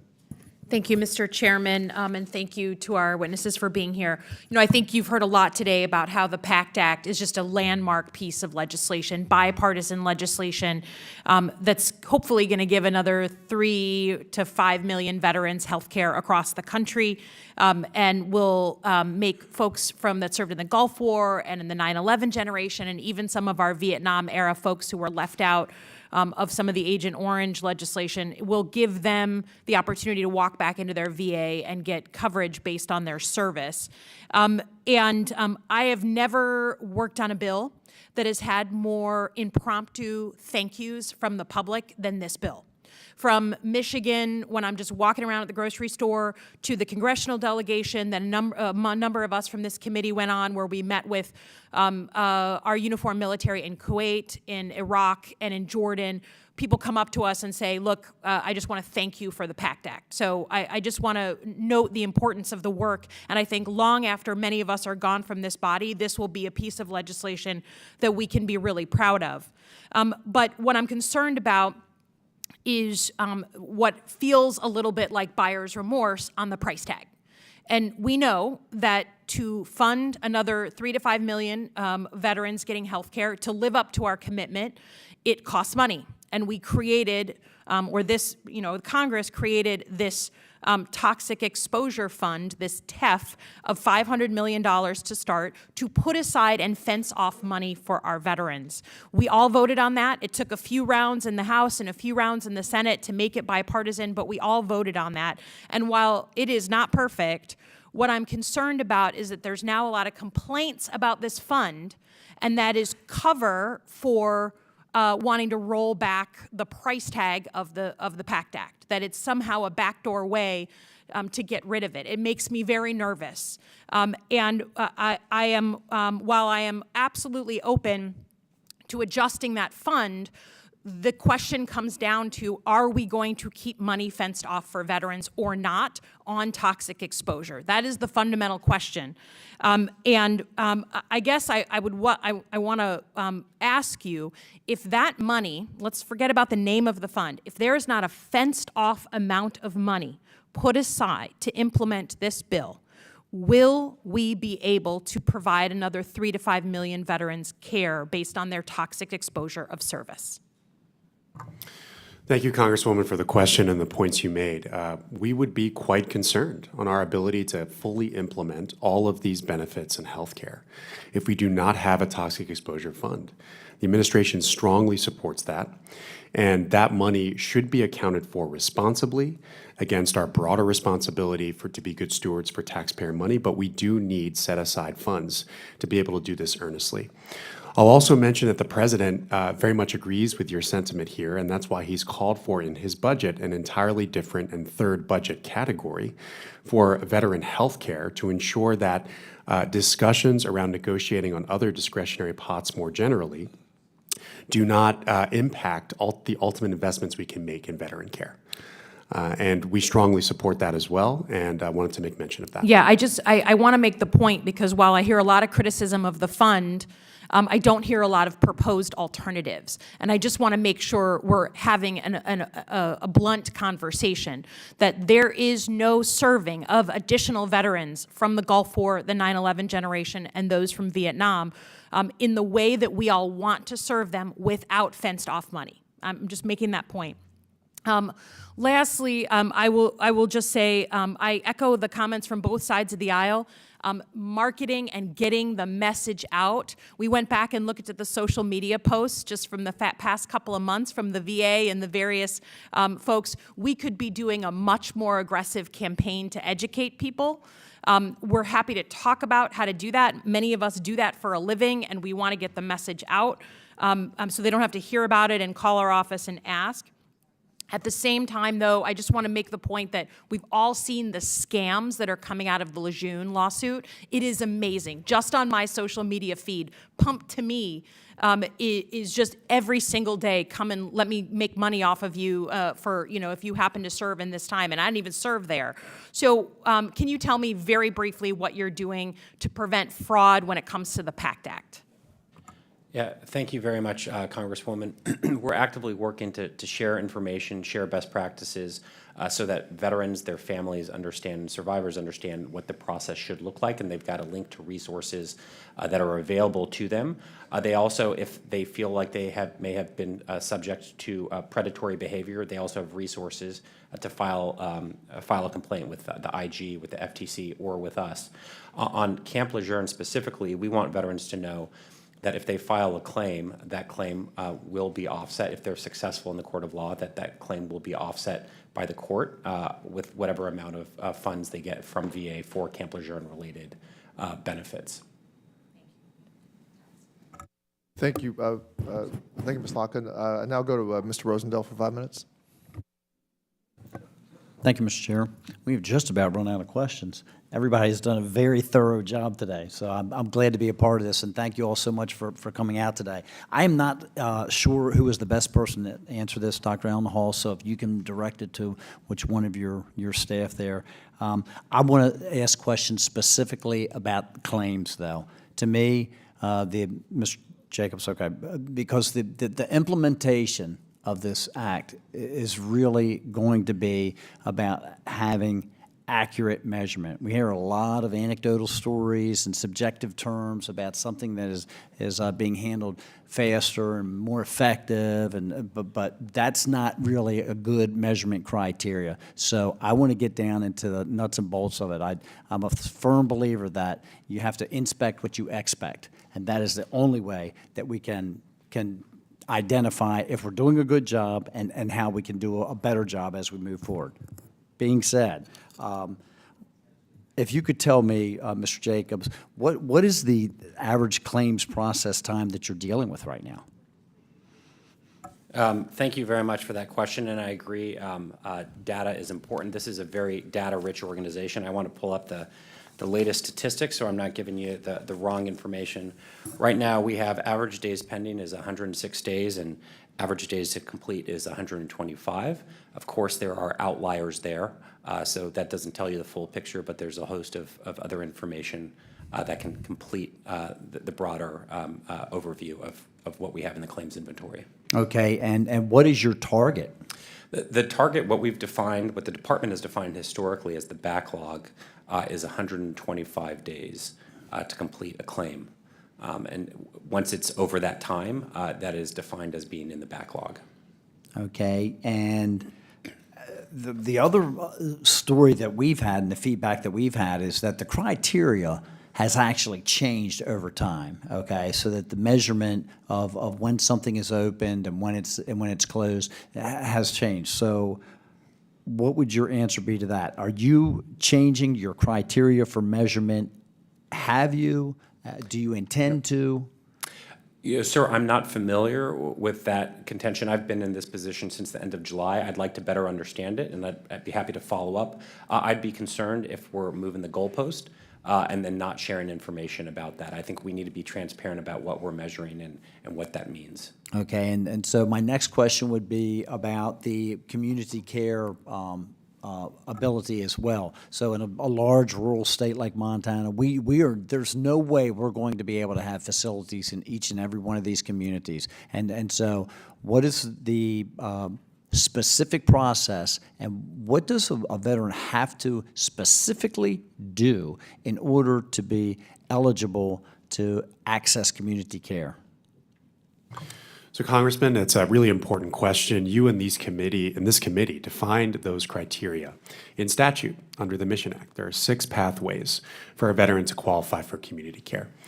The access standards are one of them. They're based on drive time. They're based on the time that a veteran waits to get a primary care, specialty care appointment, or other modalities of care. And we have those defined through regulation, but that is a specific criteria outlined in the statute among many others. So let me ask you something. If a veteran falls within that criteria but doesn't specifically ask for community care, is the Veterans Administration going to advise them that you are eligible? We can't meet this guideline, and assist them to make sure that they can get care as soon as they possibly can at a location as close as possible?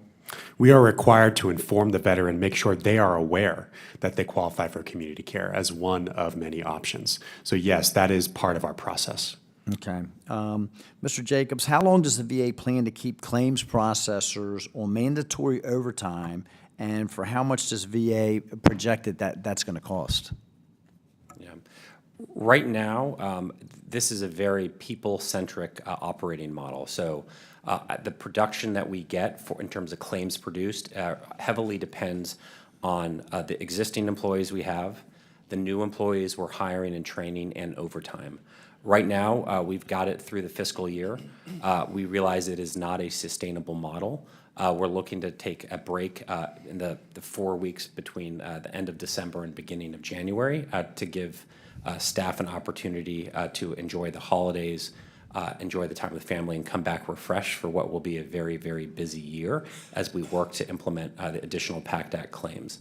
What we're doing to supplement that is we're working to try to streamline the process. So we're trying to proactively tackle unnecessary steps like overdevelopment so that we can reduce the workload. We're also trying to leverage the technology modernization, the automation decision support as we work to scale that up to enable the staff to work more efficiently.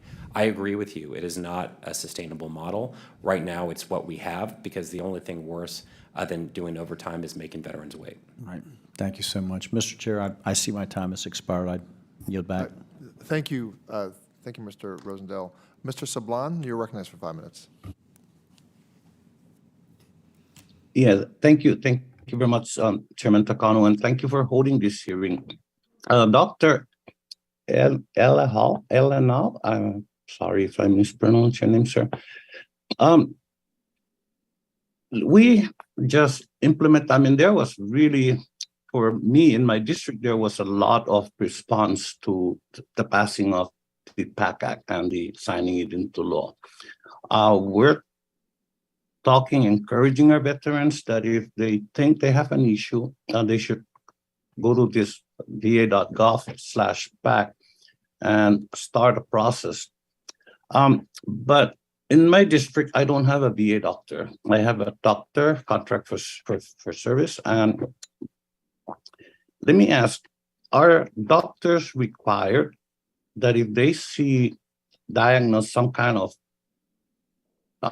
diagnosed relative to those allowed in the PACT Act, are they required to pass that on, to send that patient to somewhere where they could get better access or get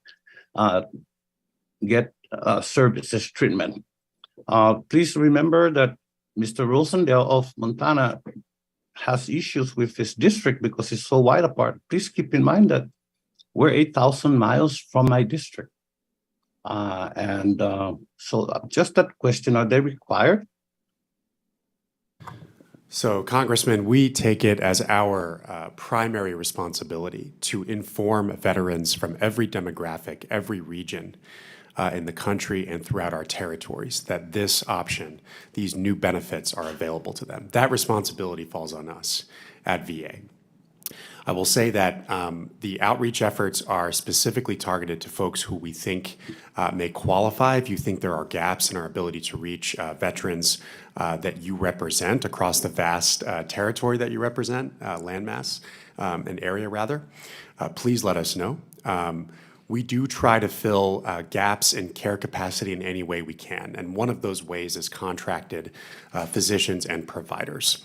We are trying as much as possible to hire more physicians in our roles at VA because we feel that those physicians are best equipped to meet veteran needs.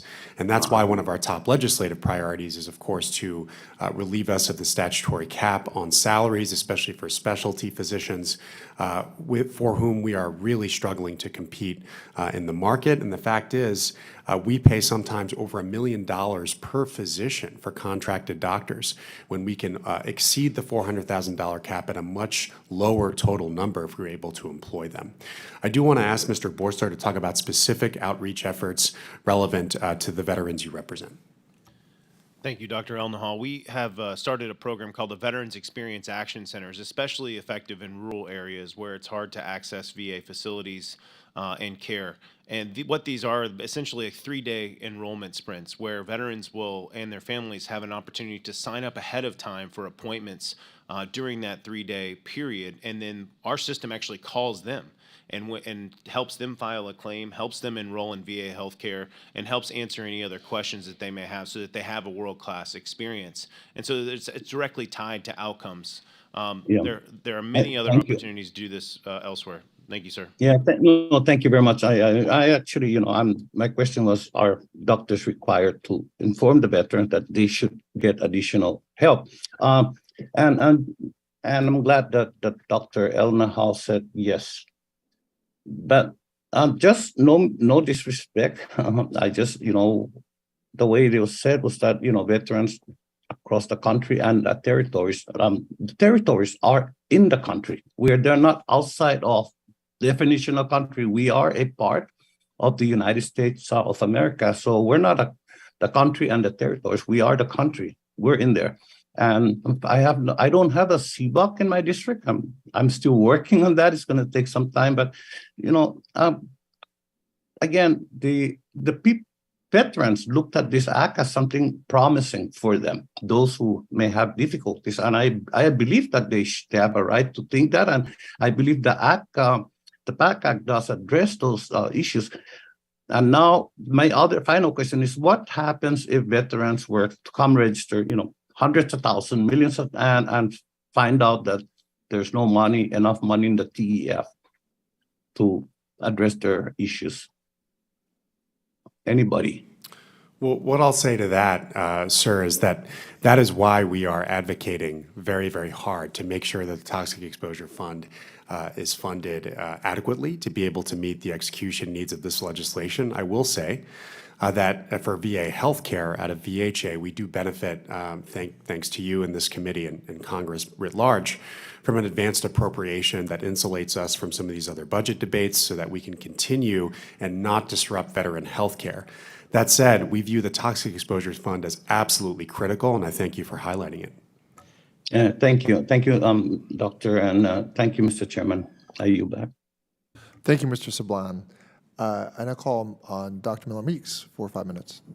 Thank you very much. I think as beneficial as the PACT Act will be, and with as much anticipation as was expected and difficult it was to pass, perhaps implementing it will be much more difficult than getting to this point.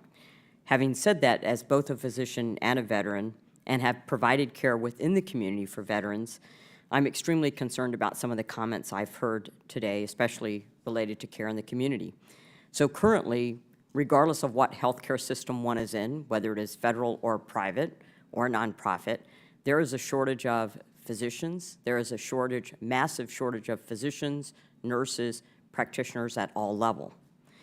So you've mentioned this in some ways, Dr. Elmenhall, about trying to remove hiring caps and wage caps. However, my concern is that when I talk to physicians within the community, and just had this experience last month, they find many obstacles and barriers and a dismissiveness to them in providing care to veterans. And I think, and even the comments I heard today were disparaging of those who provide care with. And so having provided care to veterans in our community under the Mission Act, I think what I'm asking you is, what's your perception and what message are you giving to those physicians who provide care in communities?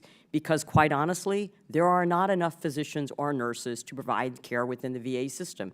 You can't ramp up, you can't do loan repayment, you can't bring them in fast enough to service what is currently potentially 5 million veterans, and as said earlier, an increase of 55%. So thank you for the question, Congresswoman. It was not my intention at all to undercut the importance of community care physicians. The fact is, a third of our workload and more than 25% of our outpatient appointments are provided by these essential physicians, which is why we have a robust community care network. I really view this year as an opportunity to make that network even more robust and add more providers to that list of folks seeing veterans. And so, writ large, these are really important providers for us. Thank you for that, and please make sure that all throughout, at all levels of the VA system, that is understood, and that these are valuable members providing care to our veterans. I also have concerns about how we will do this in an electronic way, also to gather the data and information to go from a presumption of toxic exposure causing a disease to actually have the scientific knowledge and wherewithal and research base that disease was actually caused. That's one of the things we'll do when we haven't been able to adequately implement and institute our electronic healthcare system. So we're implementing the Pact Act when we're still years and millions and billions of dollars down the road of instituting our electronic healthcare system. So how are you integrating both of those things at the same time? It's a really apt question, Congresswoman, and one of my first trips after taking this position was to one of our sites using the Cerner system. And a shared decision between me, the program leaders of the EHR initiative, the deputy secretary, was that at current state, the system is simply not working as intended for the clinicians using it. And that's not excusable, which is why we extended the secretary's initially announced pause in July to be able to only redeploy at the very earliest next June. And we have been working feverishly. This is not a pause of work. This is a pause that allows us to do even more work to make that system better alongside Oracle Cerner, reconfigure it so that it's intuitive for our clinicians, and that is our intent. We should see perhaps this works. my time's running out, so I apologize. So perhaps in bonuses we're giving for good work, maybe we need to have people share in the risk when work is not implemented in the way that it should be implemented. And then I just want to comment on Representative Sablan. When people are outside of CONUS, they're not outside of the United States, I think was his point. And we know that we have veterans in all 50 states and overseas. And I have many veterans who have complained to me about applying for VA benefits in the electronic system. It is not well designed, it is hard to navigate, and these are people who are not foreign to the internet. And so, Mr. Jacobs, what's the VA's plan to reach veterans who are overseas and make this process of applying electronically easier for veterans? Yeah, thank you very much for the question. We have worked to redesign our online application effort on va.gov. We also partner, I know, with the embassies overseas to help connect information. If you have specific concerns or complaints that you're hearing from your constituents, I'd like to follow up and better understand that to make sure that the current efforts we have in place are actually meeting the concerns that you're hearing about. And so I'd love to follow up if possible. Thank you. Thank you, Dr. Miller-Meeks. I now recognize Ms. Capter for 5 minutes. Thank you, Chairman Takano, Ranking Member Bost. I'm informed for this hearing of the, I don't know if you can see this, the hands of a constituent veteran that I represent who was in the Iraq conflict. I have visited many veterans. I have never seen hands like this. This particular veteran suffers from internal injuries as well and had toxic burn pit exposure, but his hands are the way they are because of picking up hot ordnance that was exploded. I think of him a lot. The fact that he's even working is amazing. He does virtual work. And one of my questions is, number one, can you clarify in some written form to me how many jobs you will be hiring for? Because I want to get an application to him. And then secondly, your schedule. You mentioned 53 locations. I pulled up the locations you're coming to in my region, and really there's nothing for the region that I represent in Northwest Ohio. So I'll have to do it myself using material you have. I'm sure other members will be in the same position as I am. So could you please help us prepare adequate materials to present to veterans across our region? One of the questions I have, and I'll spill out the questions and then you can answer them in the time remaining. Number one, for a veteran like I just showed you, his injuries, if he's already under VA care because he has internal damage as well, and he comes to report to his doctor or caregiver at the VA, will they say, oh, you might qualify for this under the Pact Act? Or does he have to go to the website and try to find everything himself? So when current patients come in, will they be urged to go by the personnel? Are they trained to refer them to toxic care? Number two, for the jobs you mentioned, how many will there be? I think you said 1,900. How many of those will be virtual jobs that some of our vets might be able to apply for, or others? I would appreciate, again, you rattled off a number of phone numbers and so forth. But if we are to try to inform across our region, can you give us the most essential materials to use in our presentations? Finally, in my district, as others have mentioned, our airwaves are inundated by predatory law firms urging vets to file lawsuits and so forth. How can the VA prepare to respond and implement regulations on false advertising or restrictions on the profit percentage these organizations can take from these veterans? Literally, they are eating up the airwaves. Congresswoman Slotkin mentioned, I think, Camp Lejeune. Same is true across Northwestern Ohio. So I am looking for your advice and leadership there. And thank you very, very much. Thank you, Congresswoman. In a moment, I'll pass the Camp Lejeune question and the claim process hiring question you had to Mr. Jacobs.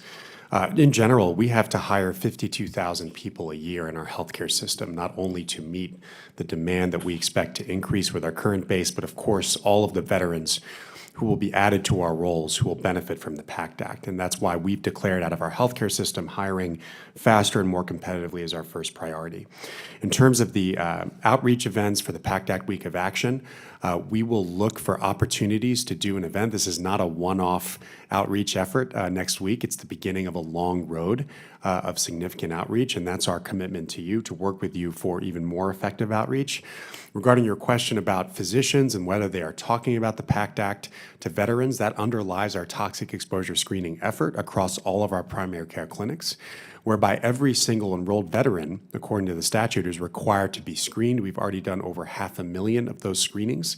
And of course, we have environmental specialists and environmental health specialists and toxic exposure screening navigators to answer even more questions should veterans have them. Mr. Jacobs? Thank you, Dr. Elnahal. In addition to what he just mentioned, when a veteran screens positive on with a toxic exposure screening, they get the material, but we are also going to be in a position to proactively send letters to the veterans who've screened positive, informing them that they may be eligible for PACT Act benefits. So we'll be following up on that letter or the information that we're sharing with the veteran to try to provide that proactive communication. We are. May I interrupt and just, if you have a sample of that, could you provide us with that information? Sure, happy to follow up on that. With respect to your question on virtual jobs, the majority of our jobs still have a requirement for in-person work. And so we're working through that. We have created virtual positions for our call center agents as well as the MST centralized processing. And so I'd be happy to follow up. We're always looking for hardworking, talented, mission-oriented people. So I'd love to, we need to hire up. We've talked about the 1,900 we're hiring in the first 6 months. We've got many more we're going to need to hire. So I would love to get the information for your constituent. We're always looking for new people. And with respect to your question about the predatory actors, we're continuing to try to get the word out about what veterans should know, what they should look out for. We have a fact sheet that we'd be happy to share with you, helping to inform veterans what to know about how to be vigilant for scams. We've worked with our accredited representatives, the veteran service organizations, the county veteran service officers, the states. There's also a plethora of good lawyers that are doing the right thing, and so want to make sure that people know when they need to pursue legal support through an appeal, that they know how to choose the right support from multiple different options. And then importantly, if anyone you're hearing from thinks they may have been a victim of a scam, that they know that they can contact the Inspector General, they can contact the Federal Trade Commission, they can contact us, and we'll help work to address that. And we'll get that information to your office. Thank you. My time has expired. Mr. Elzey, excuse me, thank you, Ms. Capter. Mr. Elzey, you're recognized for 5 minutes. Thank you, Mr. Chairman, Ranking Member. Mr. Jacobs, I'm going to switch gears just real quick and ask you some quick fire questions. Thank you all for being here. What's been the primary feedback y'all have received on the automated decision support technology pilot sites? I'd like to turn it over to Mr. Reynolds, who's been running that effort, if you don't mind. Okay. Thank you, Mr. Jacobs. Thank you, Congressman. So we've used a human-centered design approach where our claims processors are integral into the process. We've worked closely with our VSOs and our labor partners. So as we've continued to evolve and build this to meet their requirements necessary, the feedback has been positive because we've had them involved throughout the process. Okay. And how long before they hit all the regional sites? So part of the process is we have 8 prototype sites right now. Okay. And then we are doing a verify, validate, graduate. That's part of the quality to make sure we're getting it. The verify is our logic is correct, coming back from automation. We're validating through our quality aspect. And then we have an independent IV&V contractor that's helping us to graduate. And once we graduate, that we know those claims are good, they'll be processed at every RO. So not just those prototypes. Okay. And if I could just add anecdotally, we held our senior leadership symposium in Houston in September, and we had all of our senior leaders, the regional office directors, the business line directors, and we had some congressional staff, we had the Inspector General, we had VSOs, and we had our union partners there. And the feedback I got, particularly from our union partner, who is a very experienced VBA employee, was quite positive in terms of the potential here. We're also receiving feedback on areas where we can make improvements that are more intuitive to the end user, and so we're going to continue to validate and make those changes. So this is going to save you all a lot of time and employee needs for hiring purposes, right? I mean, I think ultimately it is going to save us time. We're early. We need to validate and make sure that we're confident in it. Okay. But I think what we're seeing is from the overall projected demand that we're going to continue to need to hire people to meet the growth, and then we can work to leverage the tool so that it maintains the inherently human decision-making capabilities while making the process much more efficient. Good. Okay. That's a fantastic answer. I think everywhere we look in the country these days, it doesn't matter who you are, you're looking for talent from ages 18 to 40 in all different aspects. So I think this question might be for Ms. Therrett. How deep or shallow is our talent pool for what you all need for the next 2 to 3 years of hiring? So we are taking a multi-pronged effort to do exactly what you just said, reaching those individuals who are in school through STEM programs and other areas where we need the talent for the future. We also are partnering in January with the Student Veterans Association at their national conference in Florida to reach that entry-level kind of early career talent as well. And we are also looking at our retirees and annuitants who may want to come back and help us with this effort that we have undertaken, which, as everybody had said, would be an incredibly challenging effort. That will actually save time in terms of training individuals who are already familiar with the VA environment and have done this work before. So I would say, starting in school, reaching those folks who are looking and wondering what are my career options and wanting them to choose VA and come to the VA and serve and be part of the VA family.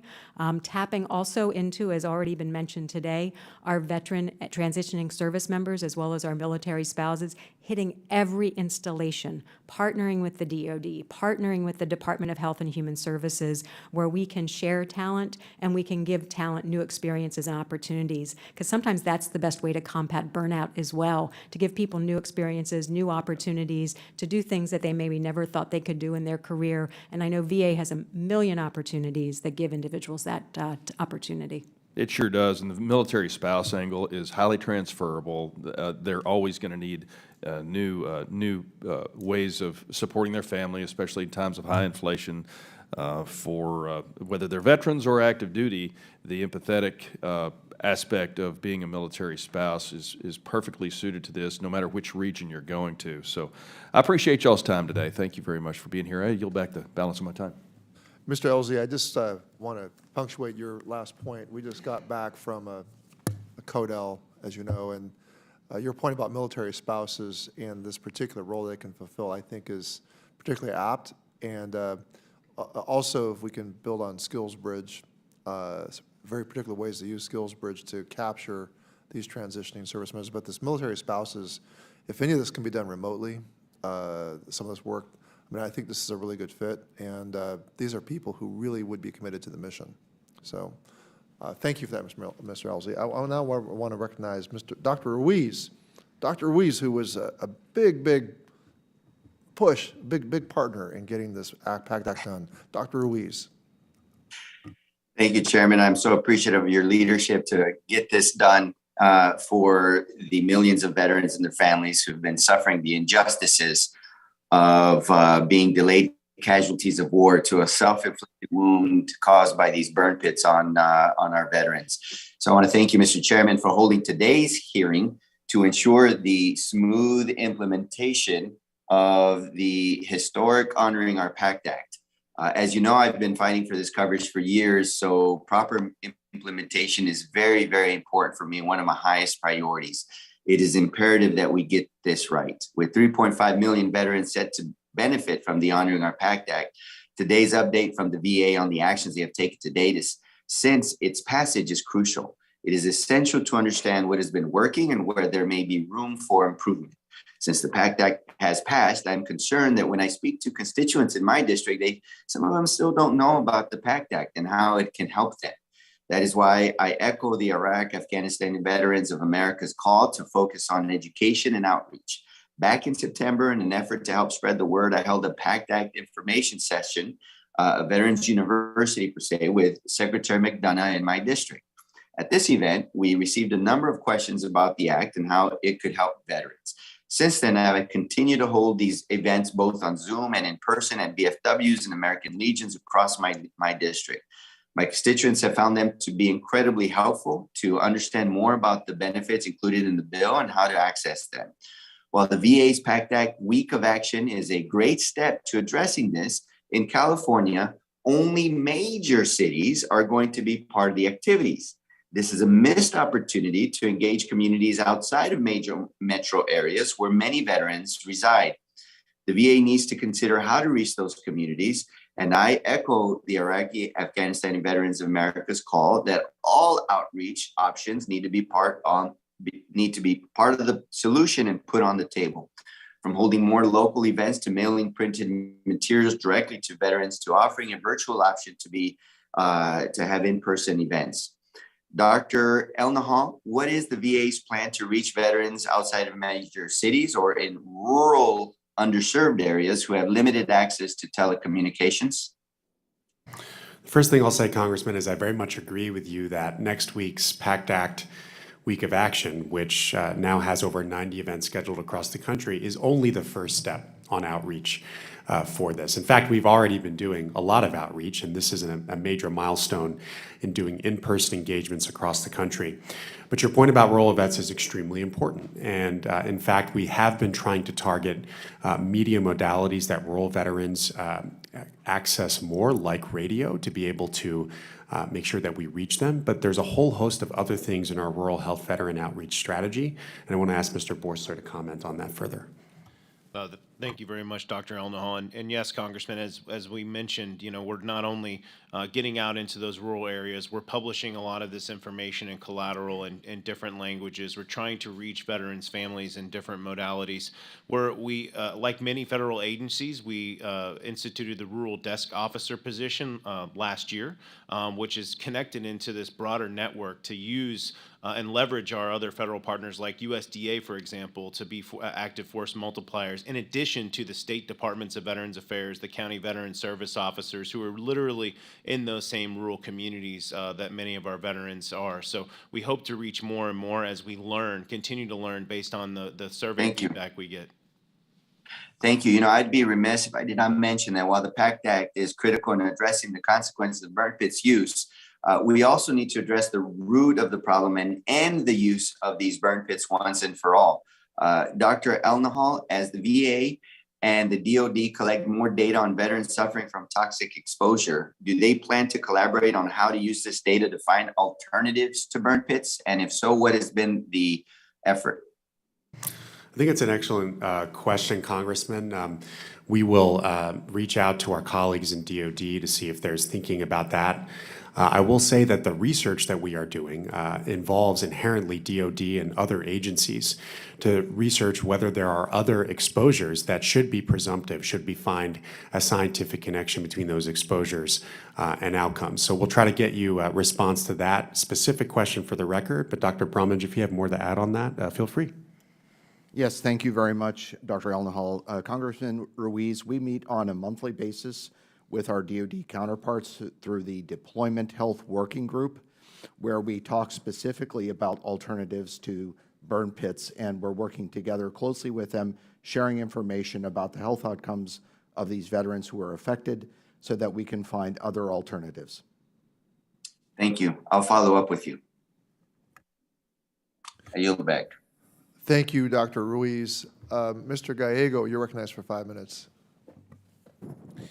Thank you, Mr. Chair. Some of the concerns I've heard from some of my friends that I served with is that in the process of going to get evaluated for toxic exposure, that there may be also a reevaluation of any existing disability rating that they have. And they're not just pulling this out of thin air. Some of them have had this experience in other instances, not obviously related to toxic exposure, but this is something that they're very, very worried about, especially if it drops them below certain thresholds, 50%, 75%, because it triggers other benefits or lack of benefits.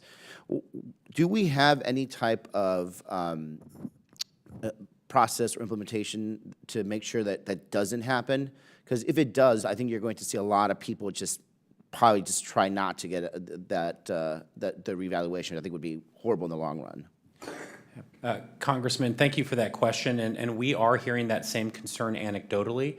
It is incredibly rare that a veteran would have their claim reduced. It does happen on occasion. So I think 99% or so of veterans have their claim either maintained or increased. Right.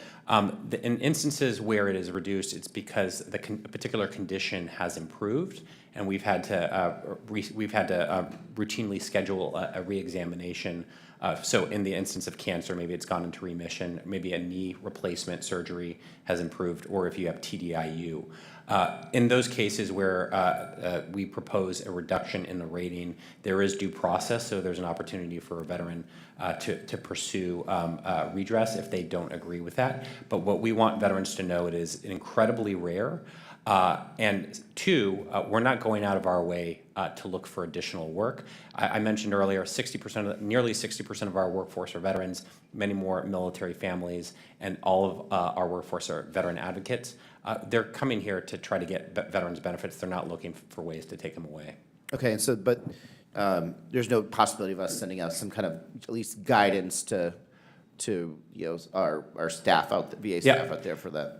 Yeah, so we actually were just talking either earlier this week or last week with the National County Veteran Service Officers and the state departments of Veterans Affairs to try to get the word out, because even amongst some of our county Veteran Service officers, they're hearing that as well. And so we've got I think a one-pager that we're trying to get out to broadly disseminate and try to counteract the myth that has been perpetuated there. Excellent. I'm very happy to see about the Veterans Town Halls. I think that's very good. I've been spreading that to all my friends. If it's possible, just to add also Tucson in Arizona. Just, Arizona is a big state, but Tucson to Phoenix is a long drive and a lot of traffic, and just people aren't necessarily going to get back and forth to that. And then last questions for Mr. Jacobs. What are you doing to protect toxic exposed veterans from scams related to applying for their benefits under the Pact Act? And is there any information you'd like to share with the veteran community right now, such as how they can protect themselves, or what to look for when someone is trying to scam them? Thank you very much, Congressman, for that question. We are concerned about predatory actors that view this monumental law as an opportunity for them to defraud veterans of their hard-earned benefits. We have a one-pager that lays out do's and don'ts about how to avoid Pact Act scams, which we'd like to share with you. I also want to note, we have been working with our partners to try to proactively communicate kind of good hygiene. We're encouraging veterans to apply for benefits through VA, online or in person, to work with one of our many accredited representatives who we have verified are going to help for free. Some of them are in this room. And we also want veterans to know that if they feel like they've been defrauded, they can file a complaint with the IG, with the Federal Trade Commission, or they can come to us for help. I would just advocate also, I mean, I'm sure it's already happening, but working with the VSOs to get a lot of this information. A lot of my friends will probably first stop will be at the American Legion or the VFW and talk to somebody they trust there, and then go to the VA to file claims. So that you're making sure that they're caught up on everything and every possible scam. I think it'd also be really important. Thank you, Mr. Chair. You'll bet. Thank you, Mr. Gallego. First round, so second round to you. Okay, so we've now concluded the first round, and I'll start off the second round. I'll recognize myself. In November, committee staff were invited to a briefing at VA Central Office to discuss the implementation of the Pact Act. They were especially keen to understand how many veterans VA had enrolled under the Pact Act's enhanced eligibility window for combat veterans, which extended from 5 to 10 years the period of automatic eligibility for VA health care. Unfortunately, VA has yet to provide this number to the committee. So, Dr. Allen Hall, how many veterans have been successfully enrolled under this specific authority? And during a previous temporary expansion of this authority, only 403 veterans took advantage of it. I just want to ensure that VA does a better job of outreach this time. On that question, Mr. Chairman, we are working to update our healthcare eligibility system very diligently, in fact, consistent with the requirements as such under the Pact Act. And once we do, we will have much more clarity on specific claims linked directly to the Pact Act as confirmed by that system. However, we are looking at year-on-year differences in healthcare eligibility applications confirming enrollment. And right now we have about 12,000 more successful enrollments than we did last year above baseline. And so I do think folks are taking advantage of this one-year window, but we are not content by any means. We have to do even more outreach to make sure that the total denominator of folks who may be eligible for that one-year window hear about it. So I'll ask Mr. Borsler to talk about some of those very specific outreach efforts, but we are very keen on maximizing the number of veterans who fall under this. Thank you, Dr. Elnahal. And Mr. Chairman, we're actually shortening the enrollment process for those veterans rated 50% or higher, which makes it a lot easier in getting enrolled in VHA care, especially if they start, for example, with a 20% rating, and then some of the presumptive conditions that they apply for get them over that 50%. It'll make it much easier and faster for them to enroll in healthcare. And we're trying to get that information out, as Dr. Elnahal referred to through all of our channels and all of our outlets, so it hits not only the Vietnam era veterans, the Gulf War veterans, post 9/11 veterans, but their families as well. Well, thank you. The PACT Act also provided VA several critical authorities related to improving infrastructure, including joint leasing authority between VA and DOD. I'm especially keen on this new authority. Dr. Elnahal, can you or one of your colleagues here today speak to how VA intends to use this authority? Thanks very much for the question, Mr. Chairman. I think it's extremely important for us to think as expansively as possible about how to use this authority to augment the already hundreds of sharing agreements we have with DOD, which not only veterans depend on in many cases, but our active duty service members. And so we're starting with that list of existing shared agreements where our facilities are co-located, exploring opportunities for further leasing as we look at the market. This is an exciting new authority, and we really want to take as much advantage of it as possible. That denominator of current facilities in DOD and VA who are currently sharing patients actively is a good place to start, but we're going to be thinking as wide as possible about even more opportunities to do so. So are you saying to me that you've already begun to work with DOD? You've already started to work with them to identify possible opportunities for joint leasing space? Has that already started to happen? We're actively working with them through the Healthcare Eligibility Committee, the Joint Executive Committee. We just reviewed our current state with our sharing agreements and thinking expansively about how this leasing authority can feed into that. We've already had meetings with the Acting Assistant Secretary of Defense for Health Affairs, the Undersecretary for Personnel and Readiness. That meeting was just a number of days ago to discuss this very topic. Yeah, well, I'll say there is urgency in my own district with March Air Reserve Base. There are several hundred active duty personnel that have to drive long distances because of their TRICARE does not allow them to use the community providers, and so they have to go to a military facility. I can tell you that if we were able to create a joint facility near that base or on the perimeter of that base so that the numerous veterans in that area could use that facility as well as the active duty, and I can think that this would be I think a very, very attractive solution, and I think these sort of opportunities exist nationwide, and so I know you're aware of them. So, but I'll stress that that we need to get a queue going. So, if I could, I'm going to just take a little more, and I think the ranking member and I are the only members left. This question relates to the new process for determining presumptives for the panel.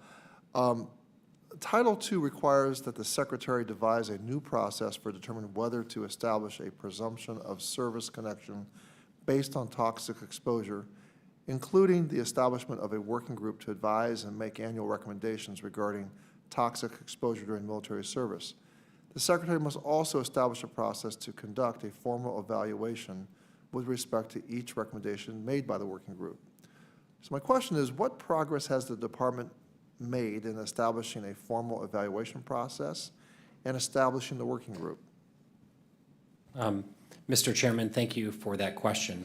Well, what I would start by saying is when Secretary McDonough took over, he placed a strong emphasis on focusing on environmental exposures and worked to establish new presumptive service connections using his authority under law. And so we established presumptive service connection for asthma, rhinitis, and sinusitis, as well as for 9 rare respiratory cancers. And that was done using the foundation of which we will build on under the authority provided in this law, where we're working with the clinical and research experts that Dr. Brumage helps to lead, along with our VBA experts and our interagency partners to leverage the evidence and the new research that we've identified, leveraging the data we have and are continuing to collect, and then continuing to push the boundaries of what we can do within the requirements and the authorities under law.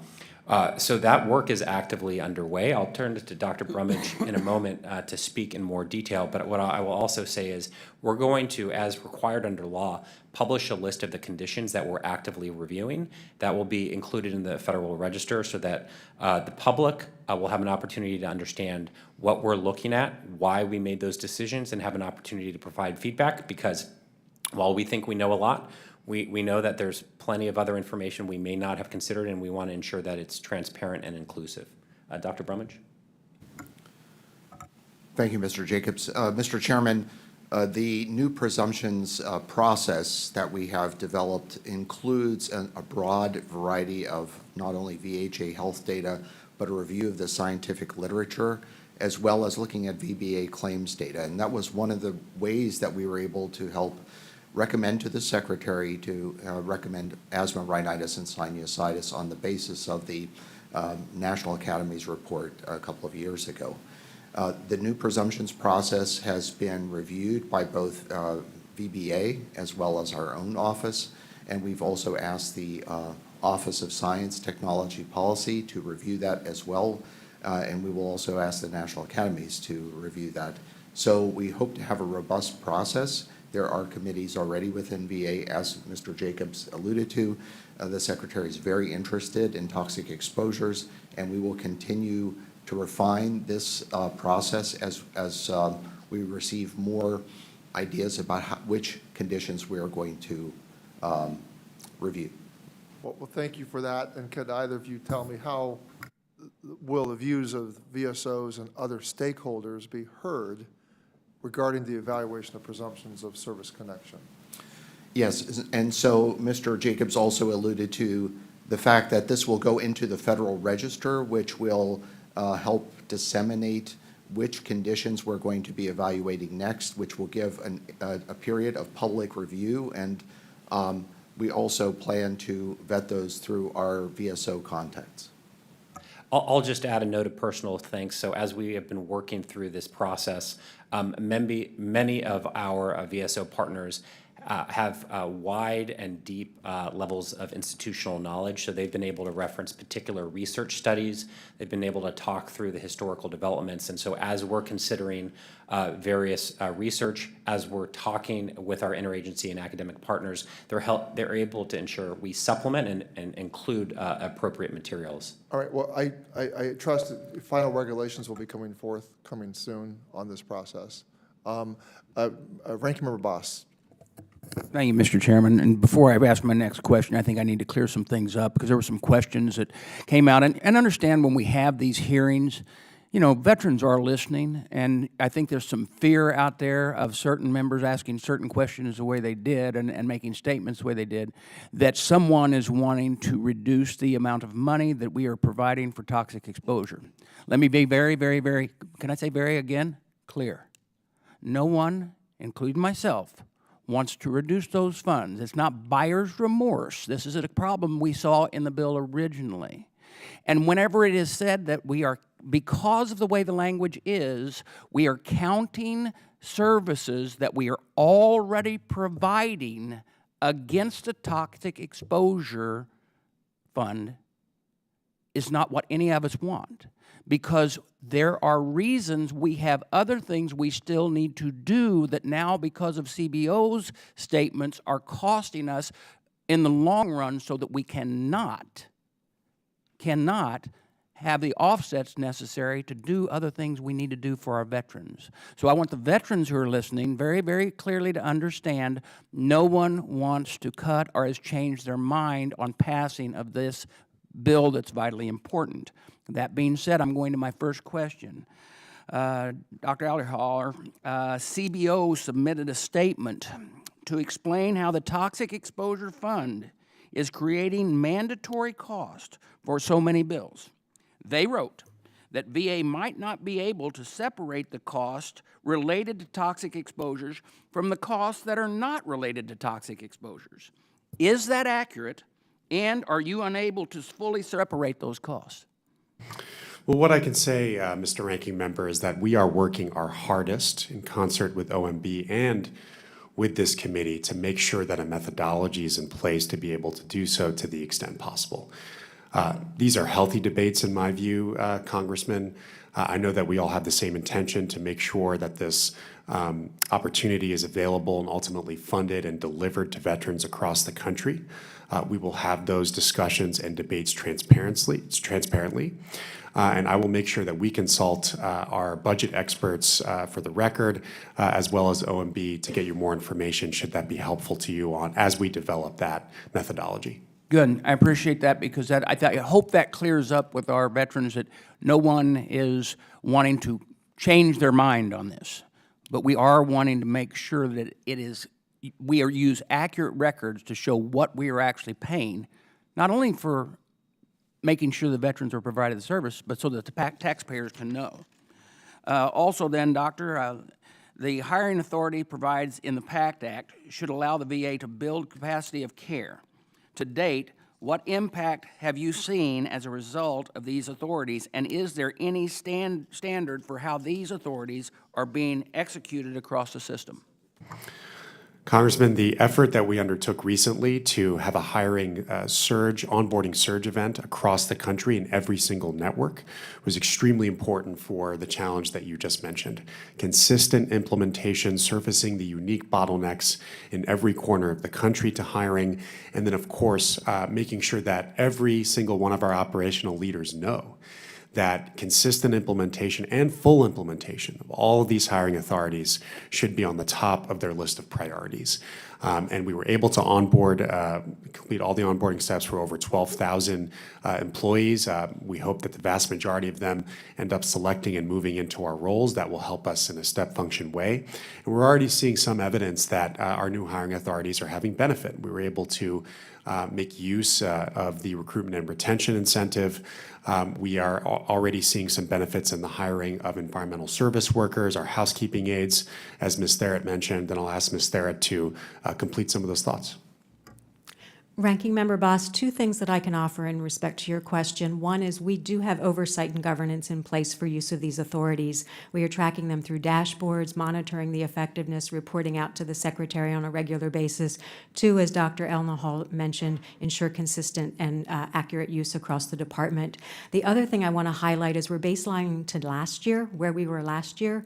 Within the Veterans Health Administration, there was zero growth within the workforce in October of last year. The accessions and the separations were about even. This year, and I do hope it is in part to the Title IX authorities that we're using, in October we saw over 1,800 gains in the Veterans Health Administration. That is the type of growth that we need to see consistently throughout the rest of the year to meet the demands that are in the Pact Act. Good to know. All right. Thank you. And Mr. Chairman, I will yield back, but I do want to do a closing statement whenever we're ready. Well, thank you, Ranking Member Bost. This completes. Mr. Saban. Mr. Saban, do you wish to be recognized? No, I'm just listening in, Chairman. Thank you very much. Thank you. Well, this completes the questioning of this panel. And I want to thank our VA witnesses for appearing today. And we'll now move. We're not going to do a second panel, but I now recognize Ranking Member Bost for any closing remarks that he may have. Thank you, Mr. Chairman. You know, I'd like to once again thank everybody for the witnesses for being here today, and I remain concerned that the VA's ability to implement the PACT Act without inflating the backlog and extending wait times. There's no room for failure here. Toxic exposure veterans and their families have been through enough. VA must get this right the first time. Good care and services depend on it. And I promise the committee will continue to hold VA feet to the fire in order to ensure that our veterans receive the earned benefits. Now, it hasn't made it official that I would be chairman, but I hope that it will be in a short period of time, and I want to make that commitment. But I also want to I want to continue to debunk the myth that seems to be circulating. No one is proposing to repeal the Toxic Exposure Fund. Let me say it again. No one, not me or anyone else on the Republican side of the aisle, and I know not on the Democrat side of the aisle. So what we are talking about is whether health care that was already being provided before the PACT Act should be pulled into the fund. I think that it was a mistake, and it created a mandatory scoring problem, and I appreciate the opportunity to correct it for the record. Now, I also want to also appreciate the discussion about protecting veterans from bad actors, because yesterday I dropped a bill that would prevent Camp Lejeune veterans from being charged high legal fees connected with their CLJA lawsuit. And I hope all members support that bill. And with that, I'll yield back the balance of my time. Well, thank you, Ranking Member Bost. And as we close this committee's first and last PACT Act oversight hearing for the 117th Congress, I have some parting thoughts. And one of my proudest moments as chairman of this esteemed committee has been partnering with my colleagues to pass one of the most consequential pieces of veterans legislation of the 21st century in a bipartisan manner. And I thank my colleague, the ranking member, for being part of that bipartisan effort. Passage of this bill could not have been possible without the support of my House and Senate peers on both sides of the aisle.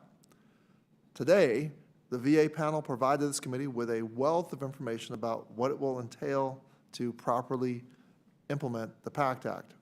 Moreover, we received some straightforward truths from our VA partners, and the statements from our VSO stakeholders have provided further information about what it will take to be successful in this endeavor. But let's be honest, it won't be easy, but the only way to execute the PACT Act is in its final version. I will freely admit I'm concerned. As my time as chairman reaches its term, I'm fearful that we will lose the momentum that has carried us to this point. I fully comprehend that wars can be costly. Not only are they costly to initiate, execute, and support, they are costly to end. And once over, it is costly to remediate, and repair the harm done to those who were voluntary participants. The main reason I was adamant that this legislation pass is because I heard time and time again from sick and dying veterans who were paying the ultimate price for their service. It is time for America and Congress to pay for the cost of wars, pay for the cost of our wars. However, the ranking member and others in his party,